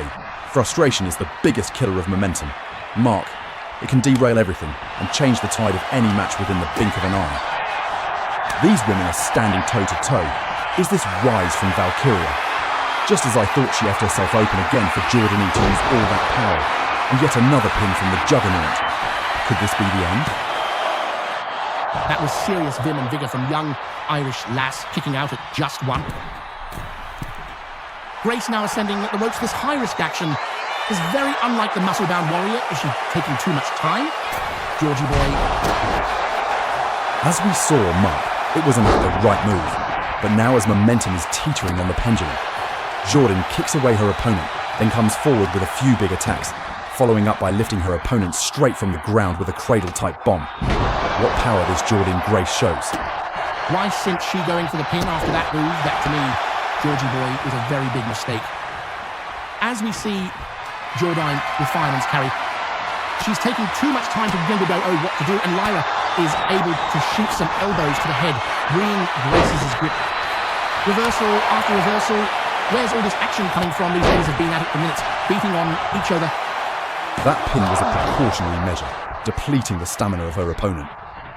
We've seen that a lot tonight already. What a match this is. What a night we're having so far, and it's nowhere near over yet. What is Grace setting up for here? Could this be a camel clutch? And locks in the reverse chin lock and sits on her opponent's back, using all her power to wrench back. This looks excruciating, Georgie boy. Yes, Mark, look at the pain etched on Lyra's face, and look at the pressure Grace is exuding. Somehow the slippery young Irish woman gets out of this move. Well done, girl. Well done.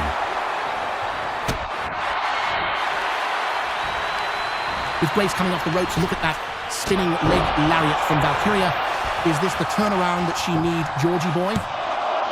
Kicking out of that near fall pin, Grace is in trouble. This is what Jordan needs to keep on using these high impact, and I say high impact, power moves. Let's see if this gets the win for her here. A quick backhand there caught Lyra off guard, and she went down. Here's a pin. 1, 2. What grit shown by Valkyria. A kick out at 2.5. You were talking about the high impact power moves that Jordan needs to use earlier, Georgie boy. That Sue Lee was one of them. That facebuster-like move from the inverted waistlock position. Did you know Paul White innovated that move? How does she do it, Mark? Lyra keeps on kicking out so near the ref's hand coming down for the 3, allowing the match to continue. Jordan, stop this. There's no need to argue with the referee. This is showing her inexperience and her hot-headedness. Powering up her opponent for that Samoan driver. Let's see if this gets the win. 5 minutes have elapsed. How unfortunate for Lyra there. Just at the 2.5 count, Lyra needs to keep on her opponent.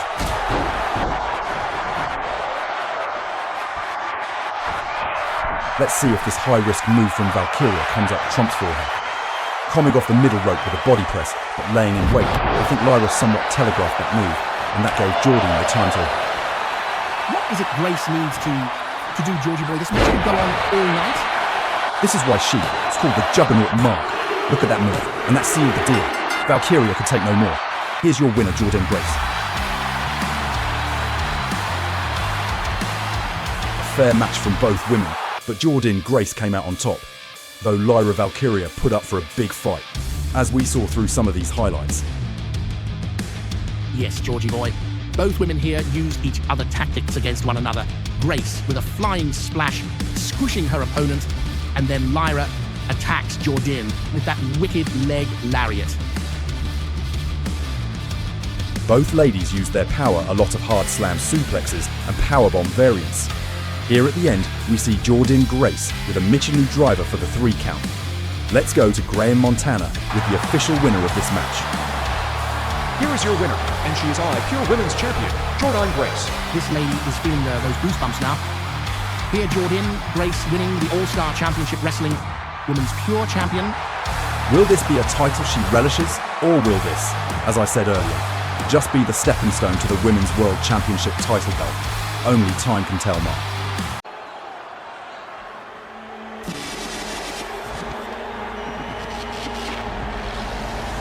Here comes over a half-ton of human, led by one of the most dangerous managers in history, Mr. Paul Ellering. Here are Zim Razar and Iken Dinman. Ikam and Rizar are two men you really don't want to see coming your way. These two are two frightening behemoths who aren't afraid to get nasty and weigh all the bulk that they can throw around like a tennis ball. Their opponents have a bit of work cut out for them. You can't forget, Georgie boy, that having the third man out there with them can be the greatest help. We've known in the past the Precious One can be quite a devious character. With all his smarts, he is a great correlator for the pain. What great analysis, Mark. Yes, with all his experience being in the business since 1974, Mr. Ellering can be quite the mind's eye. Quite a sleuth for these two dangerous fighters. Talking of sleuthing, you can't forget that Ellering has taken many greats to the top. Most notably, that of Hawk and Animal, the Road Warriors, with a young Jake Roberts known as the original Legion of Doom. These two, wielding World Wrestling Entertainment's NXT, were quite the dominant force, holding their championship twice. One of their most heated rivalries was with the War Machine, so they've faced adversary and come out the other side stronger and even more dominant, it seems. These authors of pain are a team concerned only with demolition. And with Paul Ellering at the helm, are their opponents going to be in after some trouble? Do you think, Georgie boy? You'll have to see about that Mr. Thornton. They haven't faced a team as wily as their opponents. Yes, they have a great man behind them, and they are the kind of team that feeds off dominance. But their opponents, on the other hand, who started in the American independent scene in the early 2000s, won every tag team championship in whichever promotion they went to. Yes, equally as dangerous as their opponents, Mark, but in a different way. But then again in the same way. Both teams are strong. Many people sit Castagnoli as one of the most deceptively strong wrestlers in the world. And as for Hero, he's not only a prolific grappler, but he is known for his striking.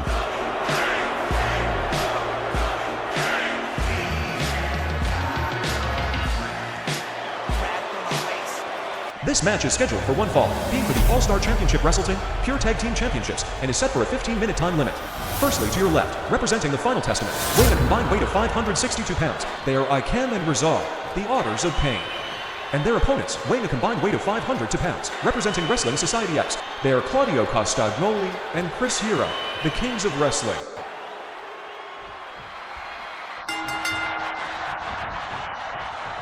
The tag match is a staple of any wrestling event, and throughout the 100 or so years of professional wrestling have produced some major names and has cooked up some serious feuds.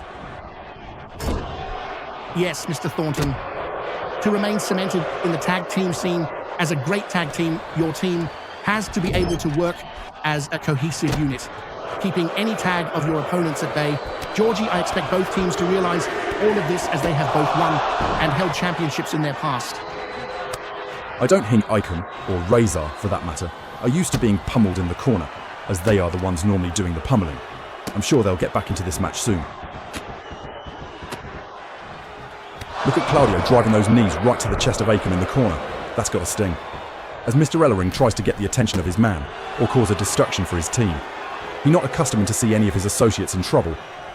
Getting his man up to his feet, then after getting the measurement of his man, hooks up a fantastic rolling elbow. Talk about stinging, Mark. Wow. Following up with a lateral press on the fallen man, but a little early, but an earnest attempt nonetheless. Trying to grab his man, yet Castagnoli avoids, and there is a grand uppercut. Those uppercuts are the kind of uppercuts only Claudio can give to someone. With his height and limb length, he can really get under the man's chin and crack their jaw, no doubt, grinding his opponent to the ground. A stiff greeting for Rizzo, an oncoming Swiss train bound for collision. Then, another great Greco-Roman throw, able to land and get a quick pin, only for the one. But I think Paul Ellering has to get his men together and regroup. Try and figure out a game plan that may allow them the upper hand. As the Kings of Wrestling make another exchange, Hero is wringing the arm of Rizar, then a jumping stomp to the tricep. Hero, the accomplished mat technician, really has a mean streak. That last move is going to knock the muscles in the upper arm, not just the tricep. After these two are jogging for position, Reza is able to raise all-armed Hero in a fireman's carry. But sensing impending doom, Hero's able to welch the grip and follows up with a forearm smash for lying his opponent to the mat. That was some brute force there, trying in for an Irish whip. But this move gets reversed. The force sends Hero over the rope to be immediately brought back in the ring the hard way by Reza. Getting a quick punch in, Akam is able to catch his opponent from the blind side. A taste of his own medicine, and his gets brought down with a falling clothesline from Hero. Repeatedly kicking Reza right in the face, again and again. Referee, get him off his opponent. Start your count or something. The look in Chris Hero's eyes, it hink. He's bent on domination here. Reza is in a place where he's not used to. This is agonising, Mark. To have your wrist locked and then have your fingers snapped. I've been in Reza's place. It's not ence. Now dropping both knees on the back. Reza really needs the tag exchange with Akam, and quick. Very wise by Reza, but he came up with a face full of mat. He tried to take advantage of the distraction from his partner, stomping right on the elbow joint. Chris Hero is showing more of that dastardly mean streak I alluded to earlier.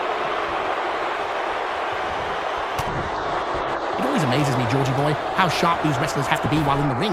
How Hero is able to duck that overhand club and then dodge the move from Reza so seamlessly.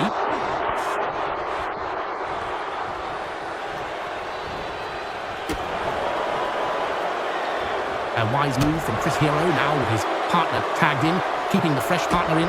A great trade for the kings of wrestling, Castagnoli, now in playing a quick game to the heavier men, out-quickening his opponent, flattening his opponent's face first on the mat with that reverse STO. The referee gliding into the pin and getting a 2.5 count. This match is weighing down heavily on Suchi. Paul Ellering will offer to direct the traffic for his team. They are in trouble at this very moment. Reza trying to mount a comeback, but Claudio Castagnoli isn't allowing anything to come from the big man from Switzerland. Castagnoli now attacking his fellow countryman, in Ruiza in the corner.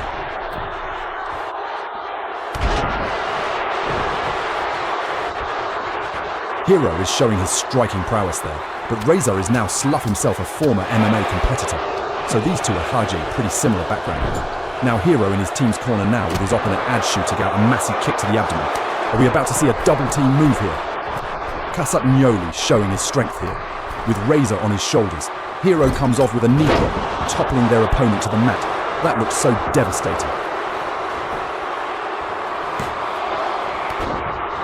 After that near fall from Claudio, which was broken up by Akam, trying to get a cheap shot, Castagnoli Isabella top-watered with a jawbreaker.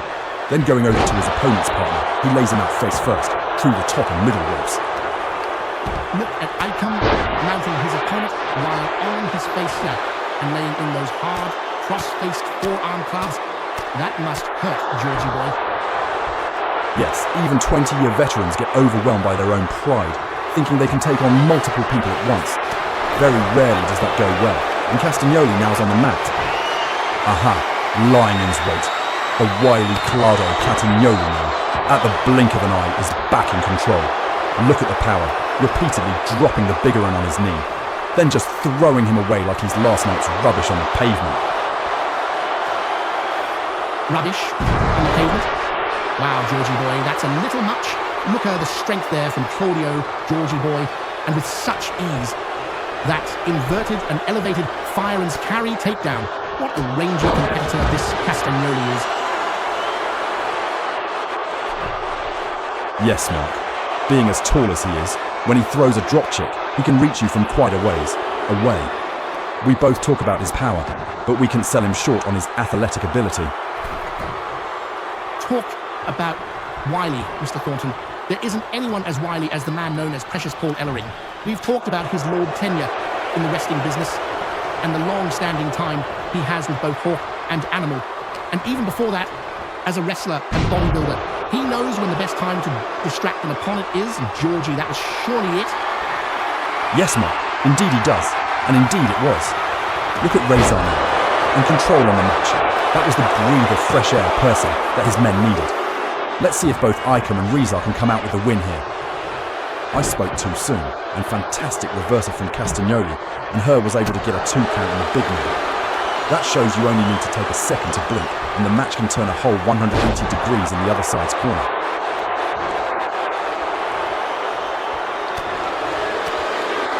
For ASCW, it looked like the authors of pain had their break, but it only takes a blink of an eye for momentum to swiftly change.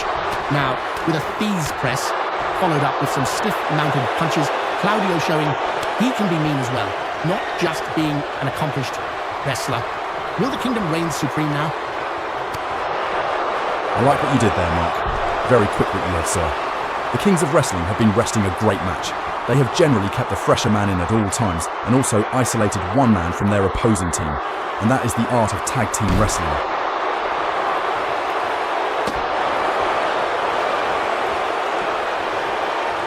What flexibility shown from Chris Hero there, able to get the front kick right up to the 6'4" frame of his opponent.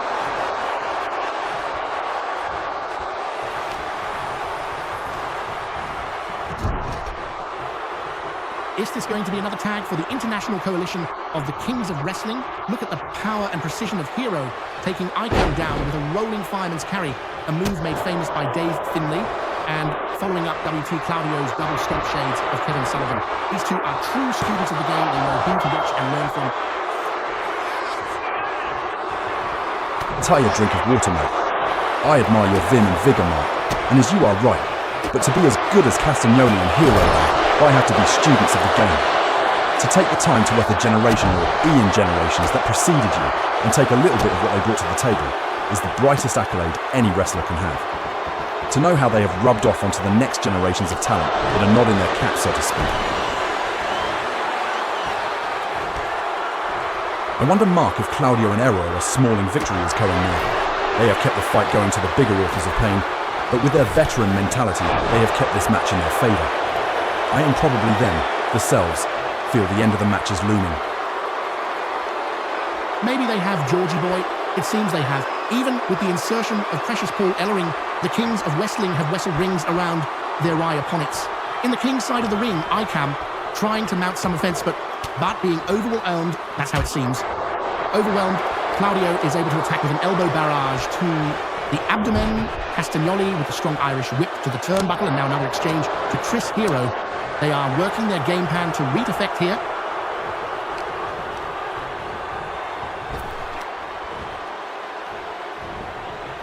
Hero, what a move. Able to get out of that oncoming move by Icon. Following up with a kick set right for the head, and right on point, that kick got him right in the eyes. And another quick tag to Castagnoli. There are 5 minutes they are left in this match. like a 5 well-oiled minutes machine remaining. here. Like they are one like there's constant changes keeping their opponent on their toes. But getting a bit comfortable there. Hero trying to hit that springboard move, but no one home. Will this quick reversal from Authors of Pain come to anything, Georgie boy? Icon surely laid out Hero with that Samoan drop. Maybe not, as Hero came straight back with that Bonza through that neckbreaker. I think Mark, that Hero was setting up for one of his knockout blows. By a quick burst of energy, these are able to stop it and crosses Hero in the face. But another reversal from Hero. Here he is with his knockout roaring forearm shot. Enough to knock anyone out. Quickly going for the pin. With the lateral press, the referee counts 1, 2, 3. Here we are. The Kings of Wrestling have done it. They are the new Pure Tag Team Champions. As we look over this match, in retrospect, if the Authors of Pain thought they would dominate through power and brute force, they were mistaken. Paul Ellering needs to regroup his team so they can come back with another game plan and maybe a win next time. As Mark, it's more the veteran mindset that prevailed. Through all this punishment and true perseverance by the Kings of Wrestling, they overcame any onslaught from the Authors of Pain, leading to their apparent win. Teamwork made the dream work, eh, Georgie boy? This is not children in the park, Mark. Grow up. But I get this sentiment. The better team came out on top, yes. Here are your winners and new All-Star Championship Wrestling Pure World Tag Team Champions, the Kings of Wrestling, Claudio Castagnoli and Chris Hero. Say it with me, mate. The Kings of Wrestling are the new Pure Tag Team Champions. One of the few true Cockneys in the world of wrestling, though the man grew up outside of London, he brought all that Cockney swagger to the US for most of his career, now here in All-Star Championship Wrestling. a true governor of the sport. Known for his many arm submissions and his hard-hitting lariat variation, a tough bugger, some might call it. But Stylol, all his adversaries need to be very wary of this true wrestler's wrestler. Mr. Thornton, the All-Star Wrestling Light Heavyweight Championship is on the line here, a coveted prize in the wrestling game. This man has won titles all over the world, from Britain to Japan and America. He's what you call a seasoned veteraner. Some might say tonight he's going to come face to face with his greatest nightmare. I can't be too sure about that, but surely he's facing the American Nightmare, a young man with a big dream and a story he's still writing, that started with a son of a plumber in Austin, Texas, and has led us all to this moment, this match. We are momentarily waiting on the arrival of that grander son of a plumber, now not a Texan, and a man from Georgia, the American Nightmare, Cody Rhodes. A man who's won championships in the National Wrestling Alliance, TNA Wrestling, All Elite Wrestling, and World Wrestling Entertainment. He, prior, which he helped build. As Jim Ross would say back in Cody Rhodes' rookie years, he's a true blue chipper, a man that learned so much so quickly. Listen to this crowd, Georgie boy, all in Windsor, a tall masterpiece led by this conductor. Crowds around the world are known to do this for many superstars. No need to think if this man is popular, if this doesn't tell you how popular, nothing will.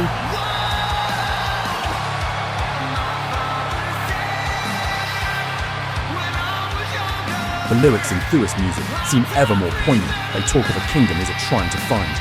But really, it's about finding your inner kingdom.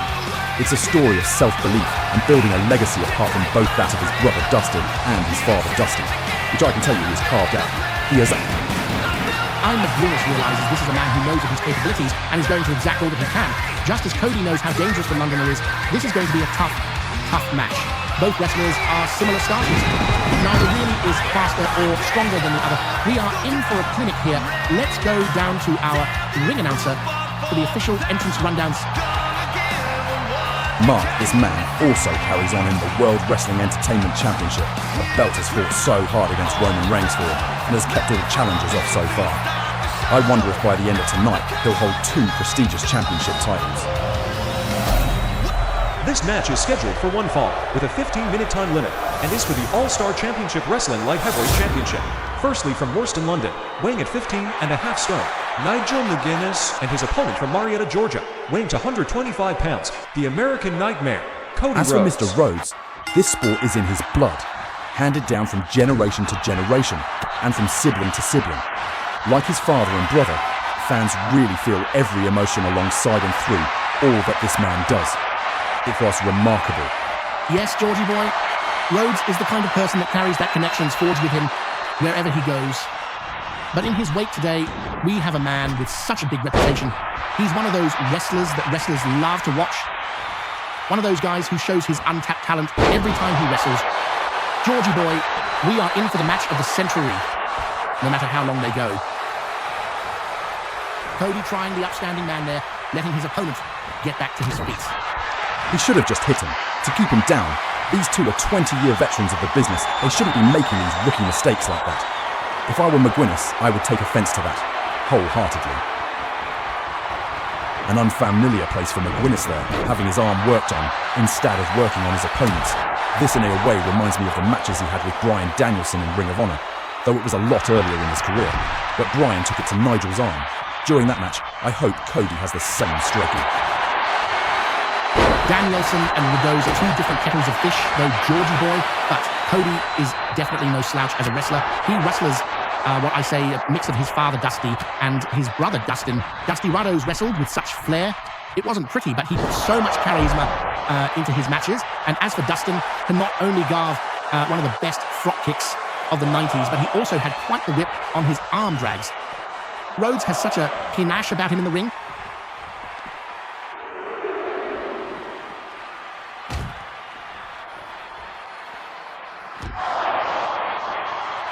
That was a mean move.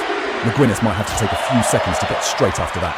That was shades of Dusty in the 60s when him and Dick Murdoch teamed in Texas as the Texas Outlaws. Continuing with a massive gourdbuster on the mats out style. Referee, get these men back in the ring and quick. This is not how this match is meant to end. Nigel, quickly get yourself back in the ring. The fans are clamouring for a good match between these two for this title.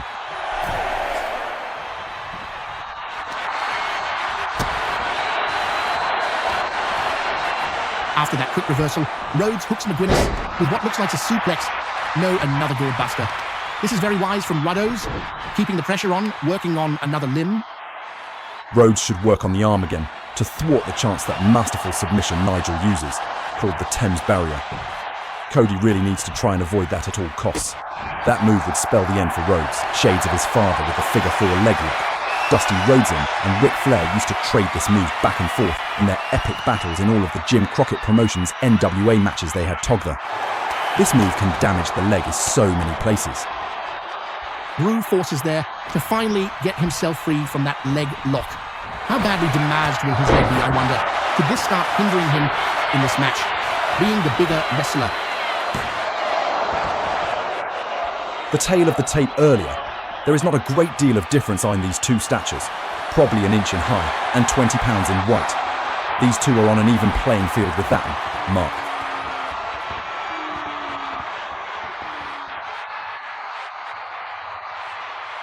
What veteran instincts from Arados here, going straight back to the leg in the figure 4.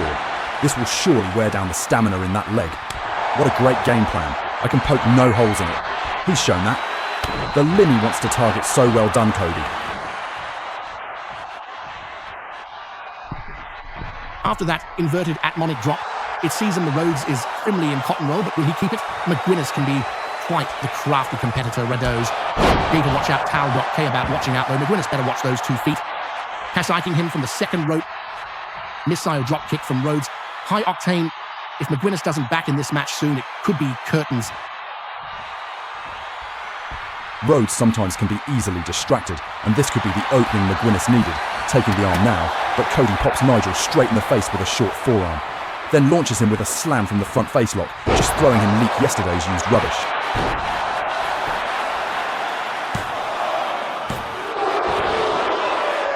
What take-a-sick out from McGuinness, that was close, but just a 2 count from the referee. Paul, that was close, this is what I meant when I said McGuinness is a crafty sod. Playing possum there, a small package roll-up and a quick 1 count, but that could have been Trying worse. to keep the momentum, but the pendulum is swining too much after that flurry of attacks. McGuinness is on his back from a hip toss reversal. Cody, you don't need the fans' approval. Just get on with the match. Don't lose your focus. That moment, whether he let his guard down, McGuinness is back in control. 5 minutes have elapsed. 10 minutes remaining. And that strong lariat from Tay backside, like a springed coil, then bang, with the clotheslines cocking Rhodes' head right off now airborne. Watch out the round. Flight Nigel is about to land. What an elbow drop from the top rope. That is how the pendulum shakes. Can it be contained though? After that judo chop, now using the ropes to tangle up Cody's knee and encoring it like he's trying to stop. That's got to pull on the knee joint, the hamstring, the thigh. So much pain in Cody's head. McGuinness is thinking turnabout here. Fair play, I bet. After that enziguri reversal, there seems neither man is intimidated to try and ned the other career with these men trying to break each other's legs. I thought this was two friends trying to have a match to contest who was the better wrestler for a title. Mark, there are no freedoms when it comes to 2 things. That's your own reputation and winning championships. Having that winner's purse is the reputation every wrestler tries to uphold, whether you actually like your opponent or not. Surely it helps if you dislike your opponent, leaving all sensitivities behind. It's the sensitivities that cause the confusion. Ooh, what a near fall from Rhodes.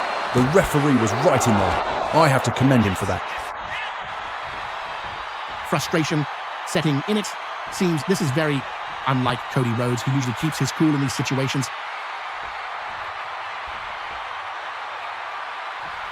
W.F. eats in the back of his head there, seeing a loathing McGuinness is trying to catch him unaware. Look at this masterful top wrist lock, but it seems Rhodes is getting out of us as soon as he gets in it. Those stabbing little punches breaking Nigel's grip, now trying for a quick pin. Right, this match is slowly taking its toll on both wrestlers.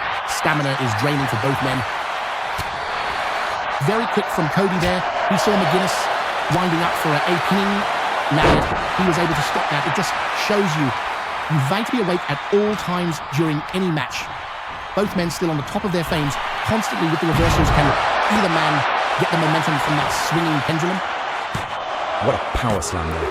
Shades of his borders. Looks at the rotation of Rhodes' hips and only got a 2 out of that manoeuvre. McGuinness is still not out of it yet. This is wrestling, folks. Both men at the top of their respective games. No one has had that continuous spree over the other. It really has been cut down the middle. Where does that lead us? We can hardly hear each other talk, let alone ourselves think. The crowd have been on their feet for most of this match. Cody going back to the gourd buster, going to the bottom corner and climbing to the middle turnbuckle. Shades of Steve Austin Wyeth, that forearm DRPO. Cody, mate! There is no need for this preening. You've got this match in the bag. Just go and hit your move and get it over and done with. Finish him off as you have him down. Is he letting his ego get the better of him here, Georgie boy? He getting swept up in this match. Look at this hold. This is an ode out of McGuinness. That grounded armbar. This move really pulls at the shoulder tendons. With the right amount of pressure, you could break a shoulder. Getting out of that sharpishly, back to a vertical base. McGuinness fires of a wild swing, but that get blocked. And Cody shooting off the kick, and that gets blocked. Shooting off Cody to the ropes. But McGuinness finds himself on the apron. Will these wrestlers ever stop reversing each other? What a move there. Dropping him head first to the mat. McGuinness will wait tomorrow with a raving headache, no doubt. The referee slides into the pin, and we have a 2 3/4. What fight McGuinness is showing. Cody leniency may cost him here. He needs to take the bull by the horns and finish his opponent, not wait for him to get back to his feet. This sport is not about being cordial, as this is what happens. He GTS caught with a massive spine buster.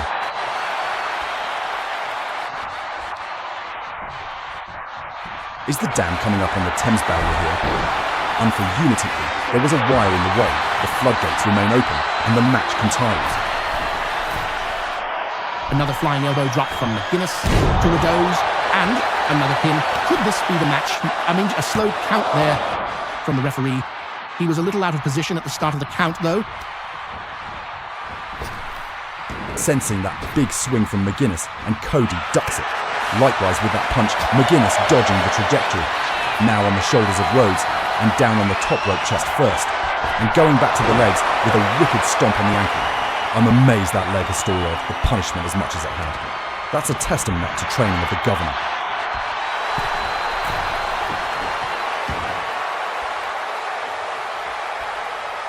Five minutes remaining this match. Look at this. Like his partner is a bag of feathers. What strength from the American Nightmare. Yet another near fall there from Rhodes. This match must be nearing its end. They have been slogging away at each other for around 10 minutes. This is what the light heavyweight championship means to these men. An amazing arm grab. Maltney flip there from Rhodes. That's going to work on that arm again. I wonder if McGuinness is going to be able to get his team's barrier submission on his opponent with all this work that Cody has put on the arm and shoulder. I have to admire Rhodes' game plan here.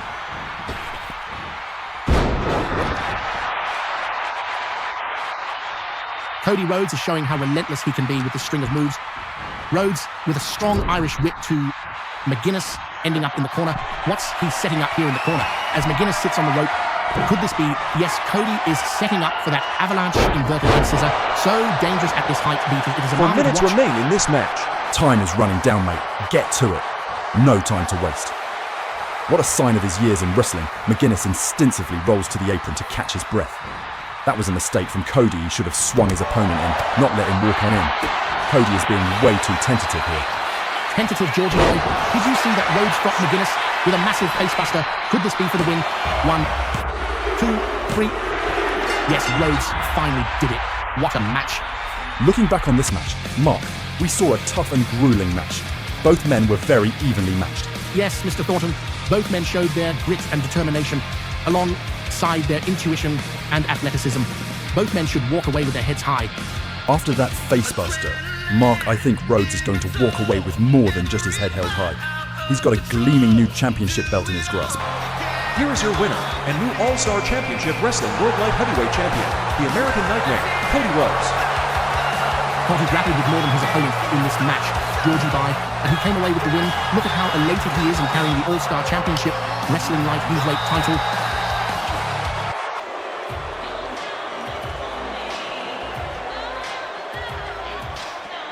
It's time for the ladies' Georgie Boy, more importantly, the All-Star Championship Wrestling Women's Tag Team Championships. In the past 2 weeks, we've seen these two in singles action. Now we get to see them in tag action. You love these two, don't you, Mr. Thornton? How can you not, Mark? These two are truly flawless. They get it done, and they look gorgeous doing it. If wrestling was a beauty contest, Georgie Boy, these two would definitely win. I'm not disputing that, but they sometimes have been known to run away from fights that they initiate. That's not the way of champions.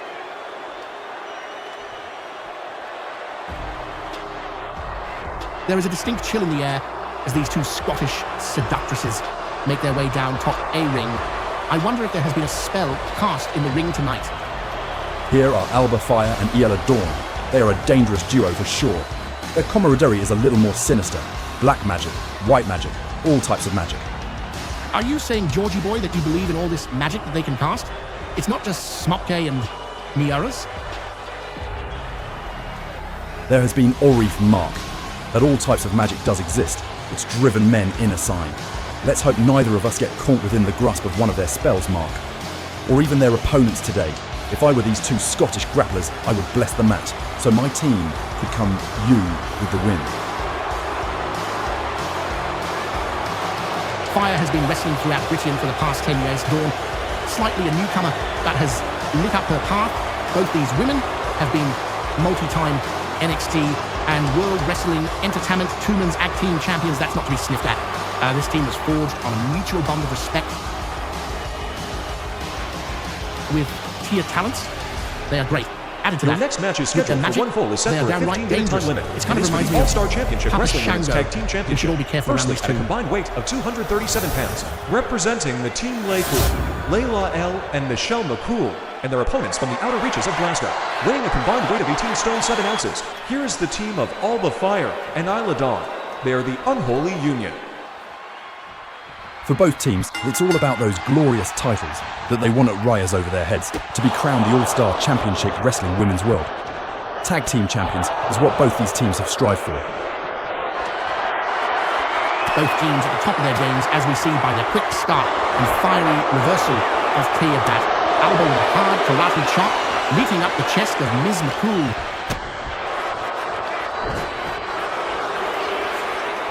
Fire really sees them to have McCool's number with these quick reversals.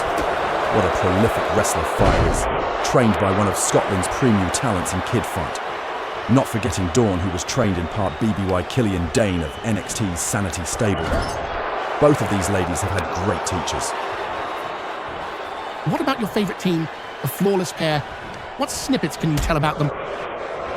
Well, Mark, as you asked, they have been trained by wrestling greats like Booker T, Jodie Hamilton, Fit Finlay, Danny Davis, just to name a few. So both these ladies have great credentials in the wrestling ring. Trying to chop those long legs down of Nicole, those low shin and hamstring kicks, knotting up the muscles in the leg, wise move from Iella Dawn.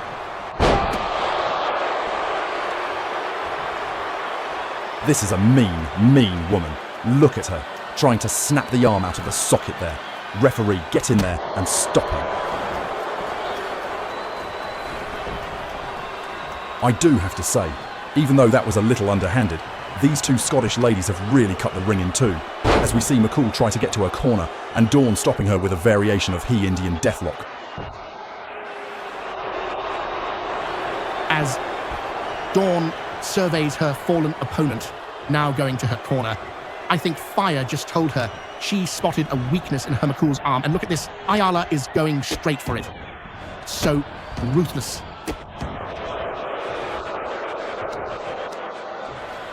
This aggression from the Scarlet Witch is one that can't be contained.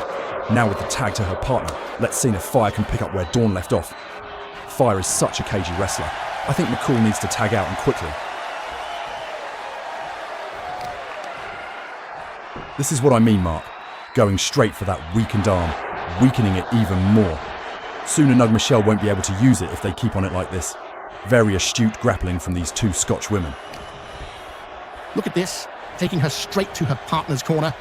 But sensing the impending doom, McCool buries those elbows low, staggering her opponent backwards, but answering back with a crouching punch to the abdomen and a quick jackknife pin.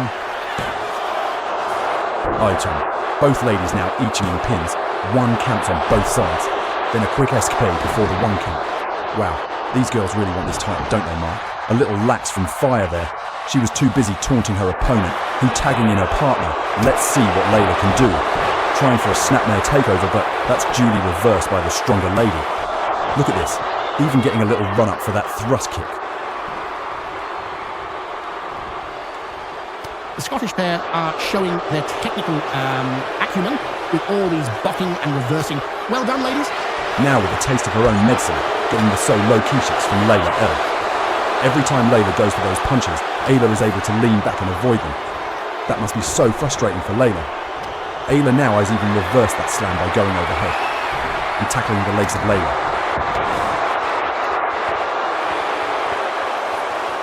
These ladies from Scotland really don't care much about their opponents, do they? They treat all opponents with such disdain, like they are above everyone. Dawn is on the chase here, as Layla was hot-shotted from the apron of the ring, taunting her opponent to do something. As Layla tries to send Ayla back into the ring, she gets reversed, and she is the one in the ring, sent under the ropes. Both ladies in the ring. Ooh! That slapped his head around the ring. Must have stung.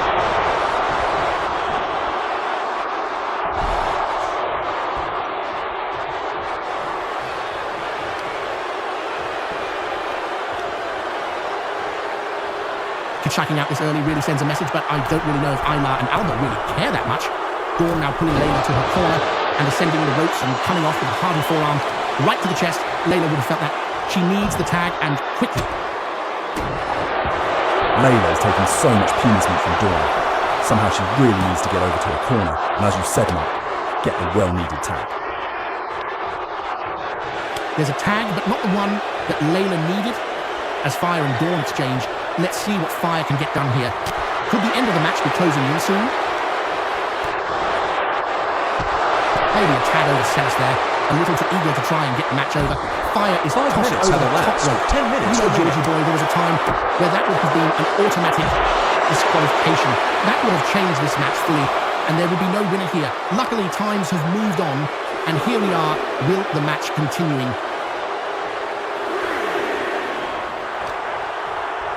These two Scottish women are diabolical, trying to get one up on their opponents and right in front of the referee. He really should get in there, but he's letting it slide. Well, as there's so much at stake in this match, the referee is letting them all get on with it.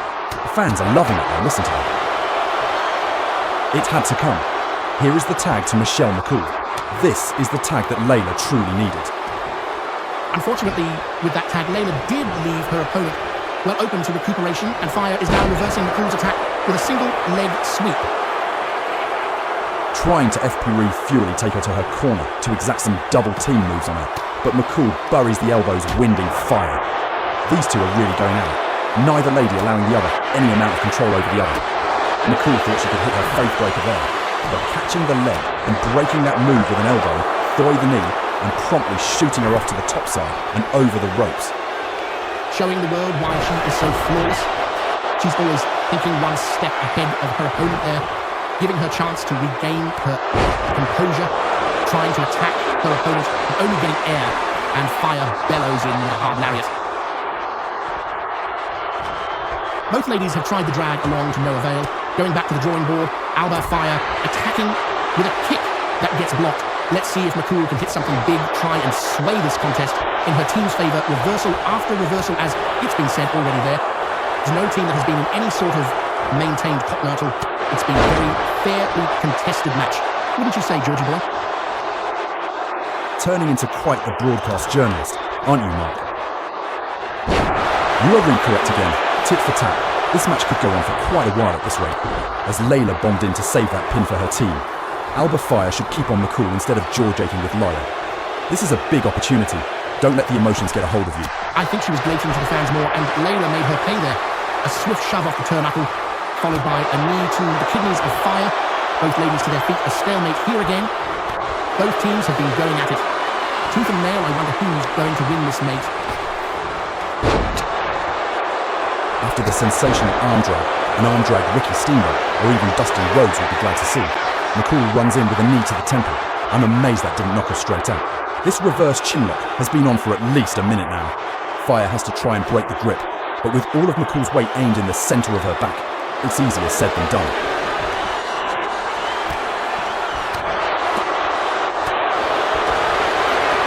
Look at Layla's face. She's fired with glee. Seeing her bestie use her move on their opponents, she couldn't be happier. What's she setting up here from the jackknife? I think she's finally setting up for that cradle facebuster that she calls the faith breaker. Alba Fire is in such trouble here. Sensing danger there, Dawn rushed in, much like Layla earlier. This is what I mean, tit for tat. The referee needs to lay down the law and put his foot down. Dawn has a terrible mean streak. Look at her stomping right on McCool's leg. Referee should have been secretly trying to keep the legal ladies in the ring and telling the partners to keep on the outside.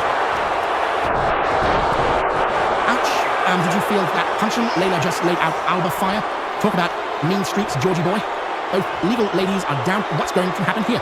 Michelle is raising Alba to her feet as her fisse as Fire is braces for a punch. McCool comes back with a boot right to the moosh. That should keep her down for the 3 count. Let's see. The referee counts 1, 2, 3.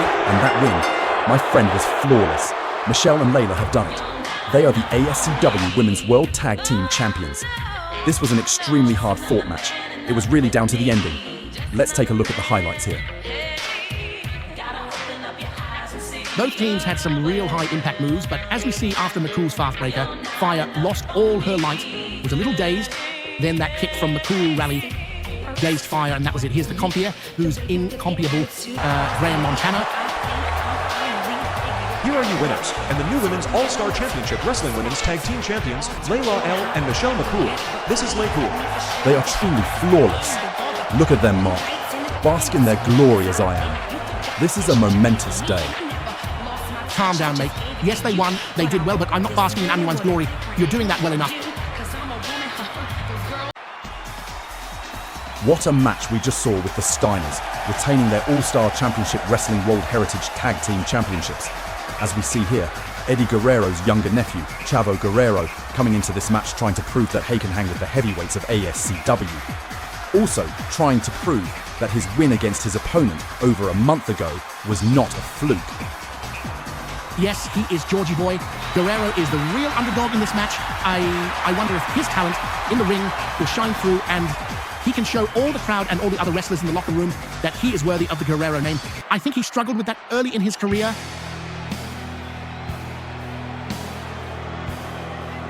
That is a tall order against this man. Mark all 6'6" of him, all 330 pounds of him. You know he outweighs Guerrero by over 100 pounds. Surely the Soul Taker, being the heavier and stronger opponent, is the odds-on favourite to come out on top. You know Mark, after talking to this man earlier, he told me that he was going to crush the little pipsqueak. And yes, he was talking about Guerrero. And with that determined walk he had to the ring, I can guarantee that Guerrero isn't in for an easy night. I think most wrestlers, even you, Georgie boy, when you wrestled, often realise that no night is an easy one in the ring, as every wrestler in a match always take him and his opponent in their own hands. I'm sure that's a sentiment that most go to the ring with. This match is scheduled for 1 fall and is for a 10-minute time limit. Firstly from El Paso, Texas, weighing at 215 pounds, Chavo Guerrero.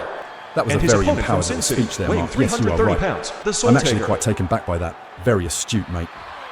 But getting back to the match, this Soul Taker loves to bask in everyone's downfall.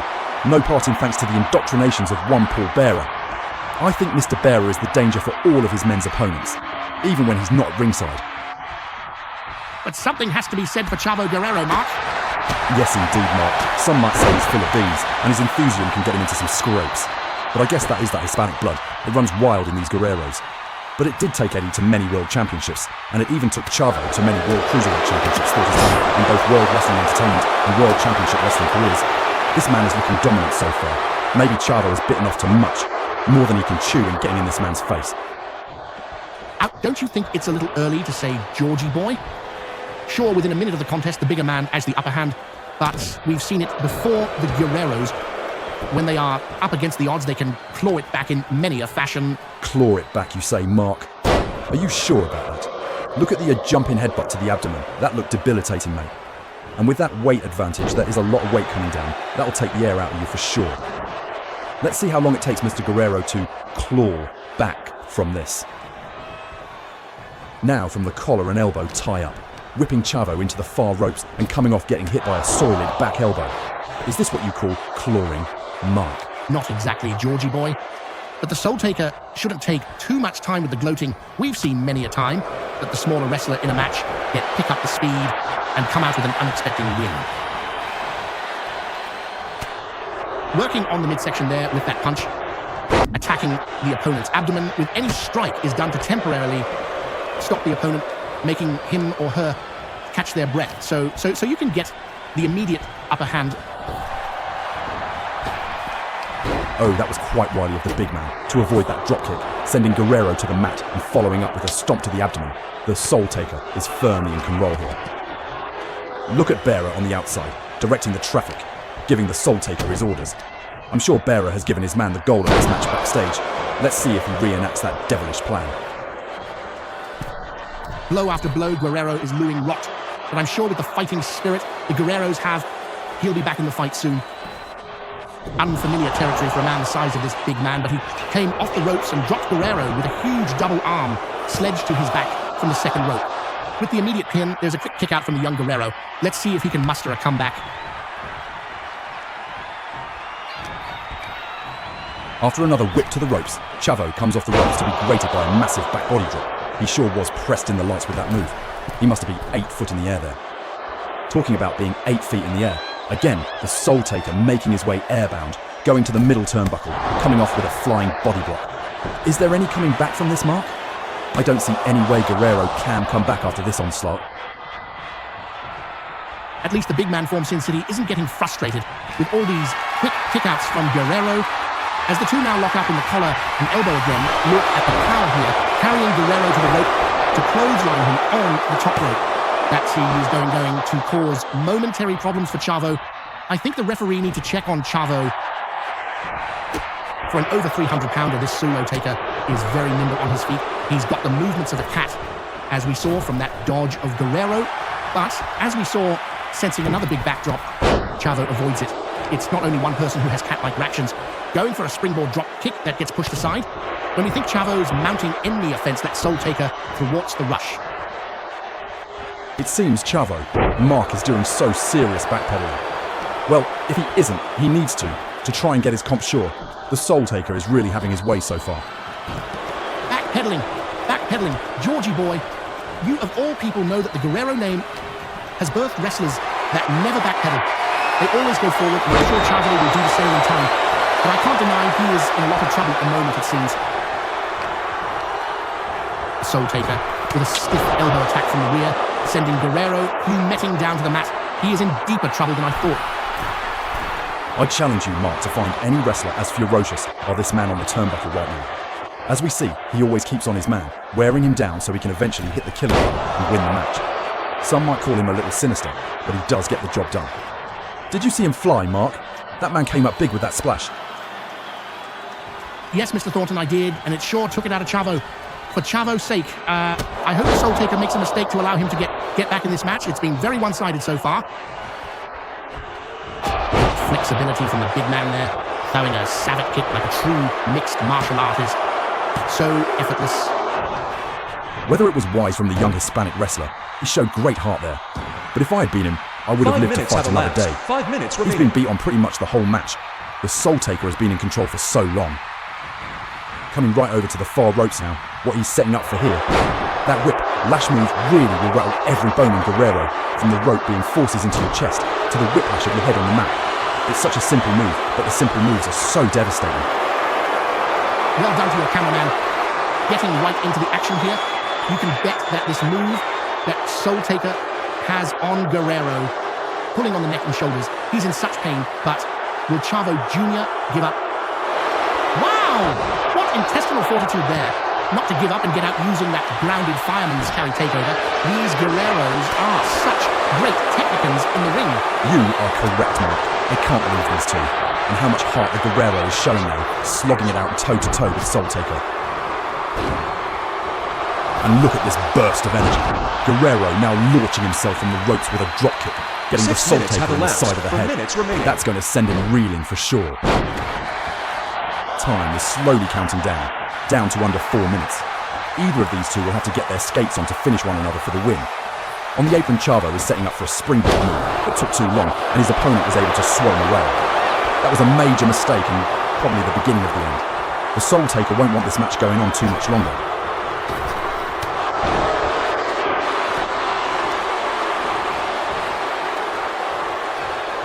Yes, indeed. He is playing the right game here, making Chavo work to try and get him off his feet. Referee, get in there. The Soul Taker has Chavo in the corner and is biting him. That's not right. You have to do what you can, but maybe this is down to Paul Bearer's frustration, telling his man to win at all costs and assert his dominance against a smaller wrestler. Mark, a good manager, knows everything about his men, knows how they work, singularly, and as a unit. And that Paul Bearer really knows all his men back to front. 3 minutes I think remaining. he feels that Soul Taker has given Guerrero too much breathing room. I might have to agree here. I mean, this feud has gone on for 5 weeks. I think Bearer thought it would be a one and done. You do have to say, Georgie boy, that Guerrero is showing the heart that is well known in his family, that never give up attitude. A never give up attitude is commendable, yes, but sometimes unwise. You need to pick your battles. I think this one for him is one he can't overcome. Every time he tries, the bigger man stops his offense. How long can Guerrero keep on fighting before he can't anymore? Maybe you're right, Mr. Thornton, but Chavo Shivan only keep trying. Look at this from the 300-plus pounder. Taking Chavo down in the headlock. What dexterity. Excedrin head speed number 45. The way the big man was cranking on that headlock. Chavo needs to mount an offense quickly to see if he does. Wow, that's a throwback, Georgie boy. Shades of the great Gorilla Monsoon. A fantastic announcer and a similarly great grappler in the 60s. There are 2 minutes remaining of time. As we just heard, there are 2 minutes remaining. Both men will have to get their skates on. Talk in your which mind. Look at that. I think he heard you, or at least Graham Montana. He hit that gut-wrench shoulder breaker with ease. Let's see if it can be a 3 count. What an emphatic victory there. Guerrero had little chance to breathe in that match. Bearer gave his man the right game plan there. As we take a look at that highlights of this match, we see all the heavy offense of the big man. He really didn't give Guerrero any chance at all. Yeah, indeed, Mark. Bearer's man really used his weight and strength advantage against the smaller and faster man, and it came up trumps for him. He had such a varied amount of maneuvers and attacks that shocked even me. As we finally get to that devastating gut-wrench shoulder breaker, what power exuded to do that.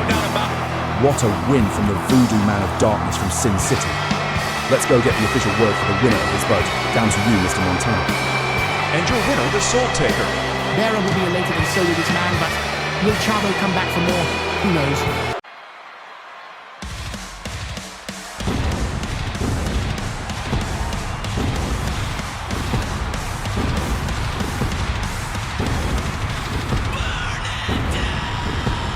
As we see the entrance of Seth Rollins, this is quite the dichotomy.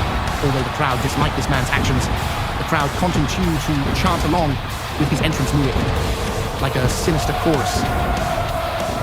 Mark some might call him the best-dressed man in wrestling. He sure has a still, doesn't he? A style that not many could pull off. Questionable at best, most of the time, Georgie boy.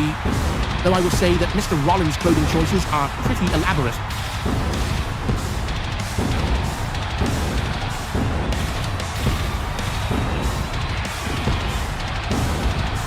Seth Rollins poses one of the most intuitive wrestling minds, and whose arrogance is equally high as his intuition.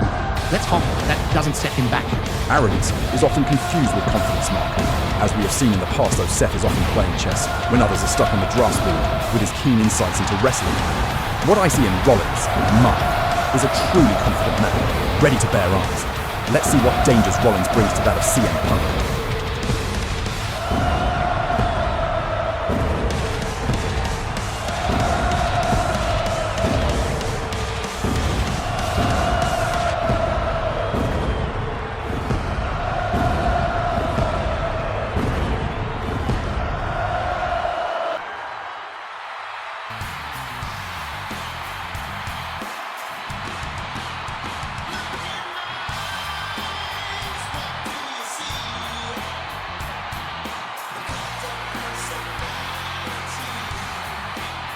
Talking of his opponent, here he comes down to the ring, CM Punk, and yeah, you talk of Seth Rollins.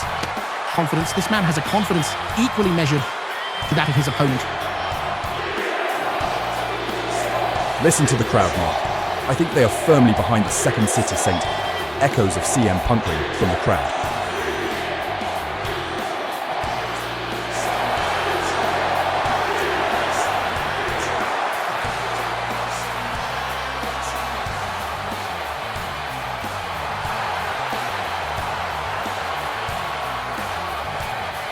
Always outspoken, this man from Chicago.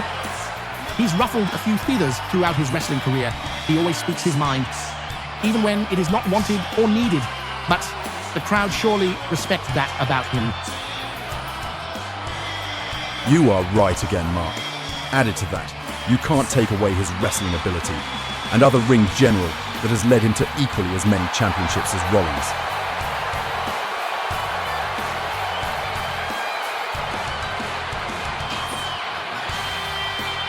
Yes, Mark. Also, as we all see, Mr. Punk is looking ready. Surely here to make a statement against Rollins here. Likewise, the other way around. We are in for a barn burner here. You can cut the tension with a knife. This match is scheduled for one fall, and with a 15-minute time limit. Firstly, from Davenport, Iowa, weighing to 115 pounds, Seth Rollins, and his opponent from Chicago, Illinois, weighing to 120 pounds, CM Punk. We've seen, Mr. Thornton, that both these wrestlers have a lot of history, even dating back to before Seth Rollins became a wrestler. Seth watched CM Punk during Punk's early career, both wrestler extensively within Ring of Honor, but a lot later in their career while wrestling for the conglomerate of the World Wrestling Entertainment.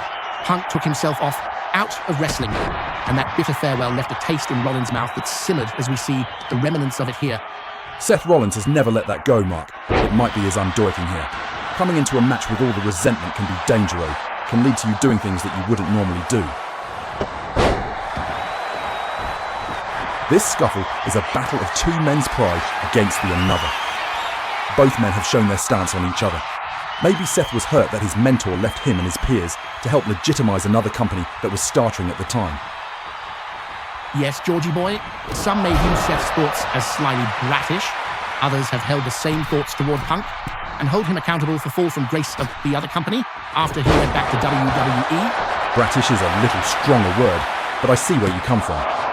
Yet Seth forgets that back in the day, once a wrestler had done all they thought they needed to do as a top wrestler, they always did move on to another. What a masterful reversal from Punk, rolling up Rollins for a pin. Just a one count. I think Punk realizes that it's too early and Seth is too fresh to get the 3 count, and that this kick-out mustard will just be a way to take out some of that stamina of Seth Rollins. Talking of wear down, Punk now going to the legs, attacking the knee joint and hamstring. Knotting up the upper leg will cause Seth a lot of problems, as a lot of Rollins' major maneuvers rely on him either running off or flying off the ropes. Without his legs, he'll not be able to set up these moves. It's very sound strategy from the Illinoisan. Punk thought he had Seth there, but lying in wait, Rollins ducked that enziguri, spinning hook kick, and this gives Rollins the upper hand. Let's see what he comes up with. Both men are at the top of their games. At the moment, they can't get any sort of control, as both are using the constant reversals. Both men trying to strike each other over the top rope, as Seth comes back in the ring, getting the fourth or rights with those strikes to Punk.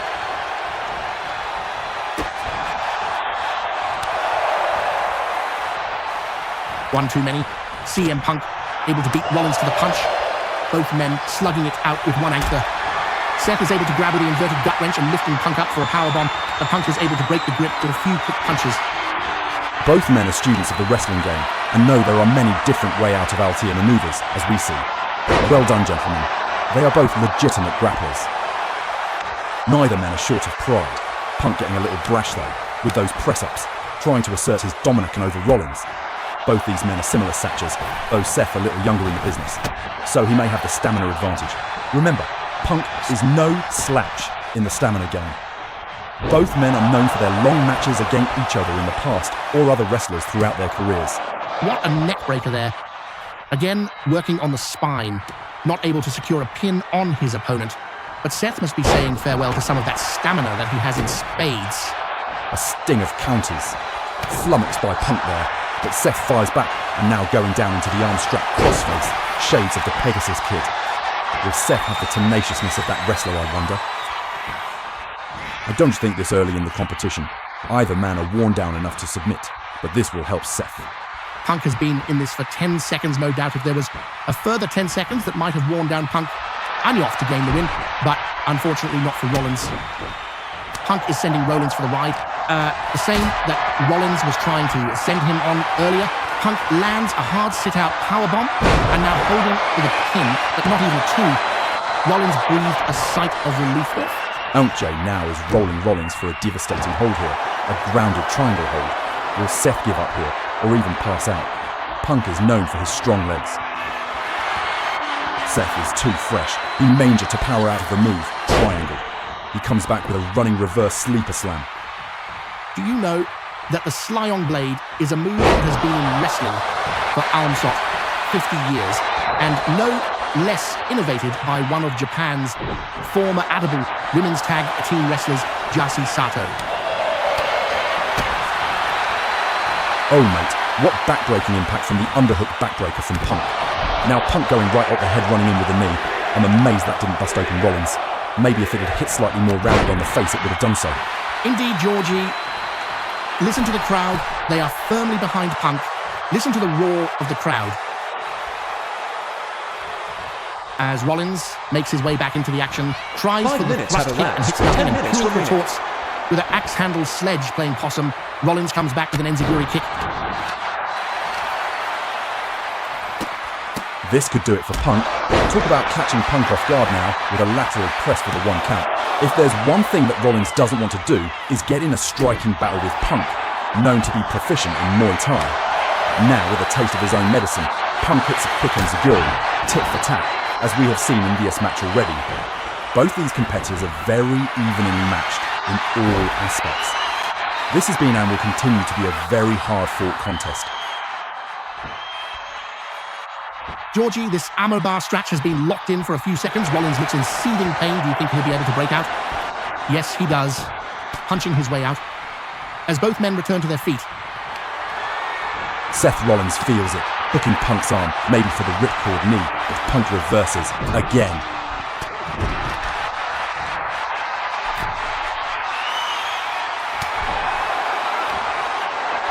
Both men in the lower corner. Punk sets Rollins on the top rope, a few choice hooks, and as they both ascend to the top turnbuckle with a top rope suplex, driving the air out of both these men. What a veteran move by Punk, seeing his adversary down, and going straight for the pin. The referee counts 1, 2, and a strong kick out from Mr. Rollins. You can see the cogs turning in Punk's mind. Now he's going for the base of Rollins again, but Rollins is able to kick out at Punk's legs. Man, these two never give up, Georgie. What athleticism from Rollins here. Not once but twice leapfrogging his opponent, then hitting with a picture perfect drop kick. Rollins is poised on the apron, ready to springboard. Yes, yes, he nails Punk with a stiff knee right in the middle of the eyes. That's got to be it. Rollins loves the high risk, a fan of the light heavyweights like Eddie Guerrero and Rey Mysterio. He brings that action every time he's in the ring. But he thought against it, and instead caught Punk with a single leg drop kick. Both these men have been knocking the stuffing out of each other. This is a move that should be outlawed, as Rollins jumps and drives Punk's head right to the mat with a stomp. Will this be the Ned of Punk? What? A kick out by Punk at 1. It must be muscle memory or something. Punk wisely rolls to the apron to catch his breath. But catch his breath he doesn't, as he is duly knocked from the apron to the mats on the floor, from a shoulder block from Seth Rollins. Rollins is taking too long to get his wits about him, allowing Pucci to get to his feet, as he finally goes out after his opponent. Punky Sable to attack with overband palm strike, staggering Rollins to the ring apron. Interesting offensive from Punk on the outside here. Now a hammerlock and hitting a corkscrew clothesline, near decapitating Rollins. Just crank going back to the neck. After that clothesline, Punk is such a wise competitor. He sees when he has his opponent down that he has to go after him. Look at this wild action on the outside. Punk now climbing the barricade and set to attack. Yes, he does with a double axe handle. These two take all the risks to try and put an end to this feud once and for all. Is it time, Punk? Time to take over? I think that's what he means by this motion. That was a little unwise by Punk. The referee was getting closer to the count-out. He should have just left him. That isn't Punk's game though, Georgie. He wasn't to beat him in the ring, maybe make him go to sleep. But you should take a win any way to get it. It still is a win, in the win column. Maybe instead of counting, the referee should get these wrestlers in the ring. They are trying to maim each other. If they were in the ring, both men got legitimately get the win, not just morally. With Rollins in the ring, Punk quickly gets to the top turnbuckle and is poised to dive, but taking too long, and Rollins avoids the flying body splash. These two have been at it for the last 10 minutes. I think Punk is tiring a little bit. He tries to hit a single leg dropkick, but misses. Capitalizing on that mistake, Rollins goes to hit a quick suplex slam and quickly following up, but the Irish whip is reversed and Rollins ends up on the apron, but he now avoids a dropkick that Punk was trying to hit and sends Seth back to the mat on the outside to get his breath back. These two have been going at a breakneck speed.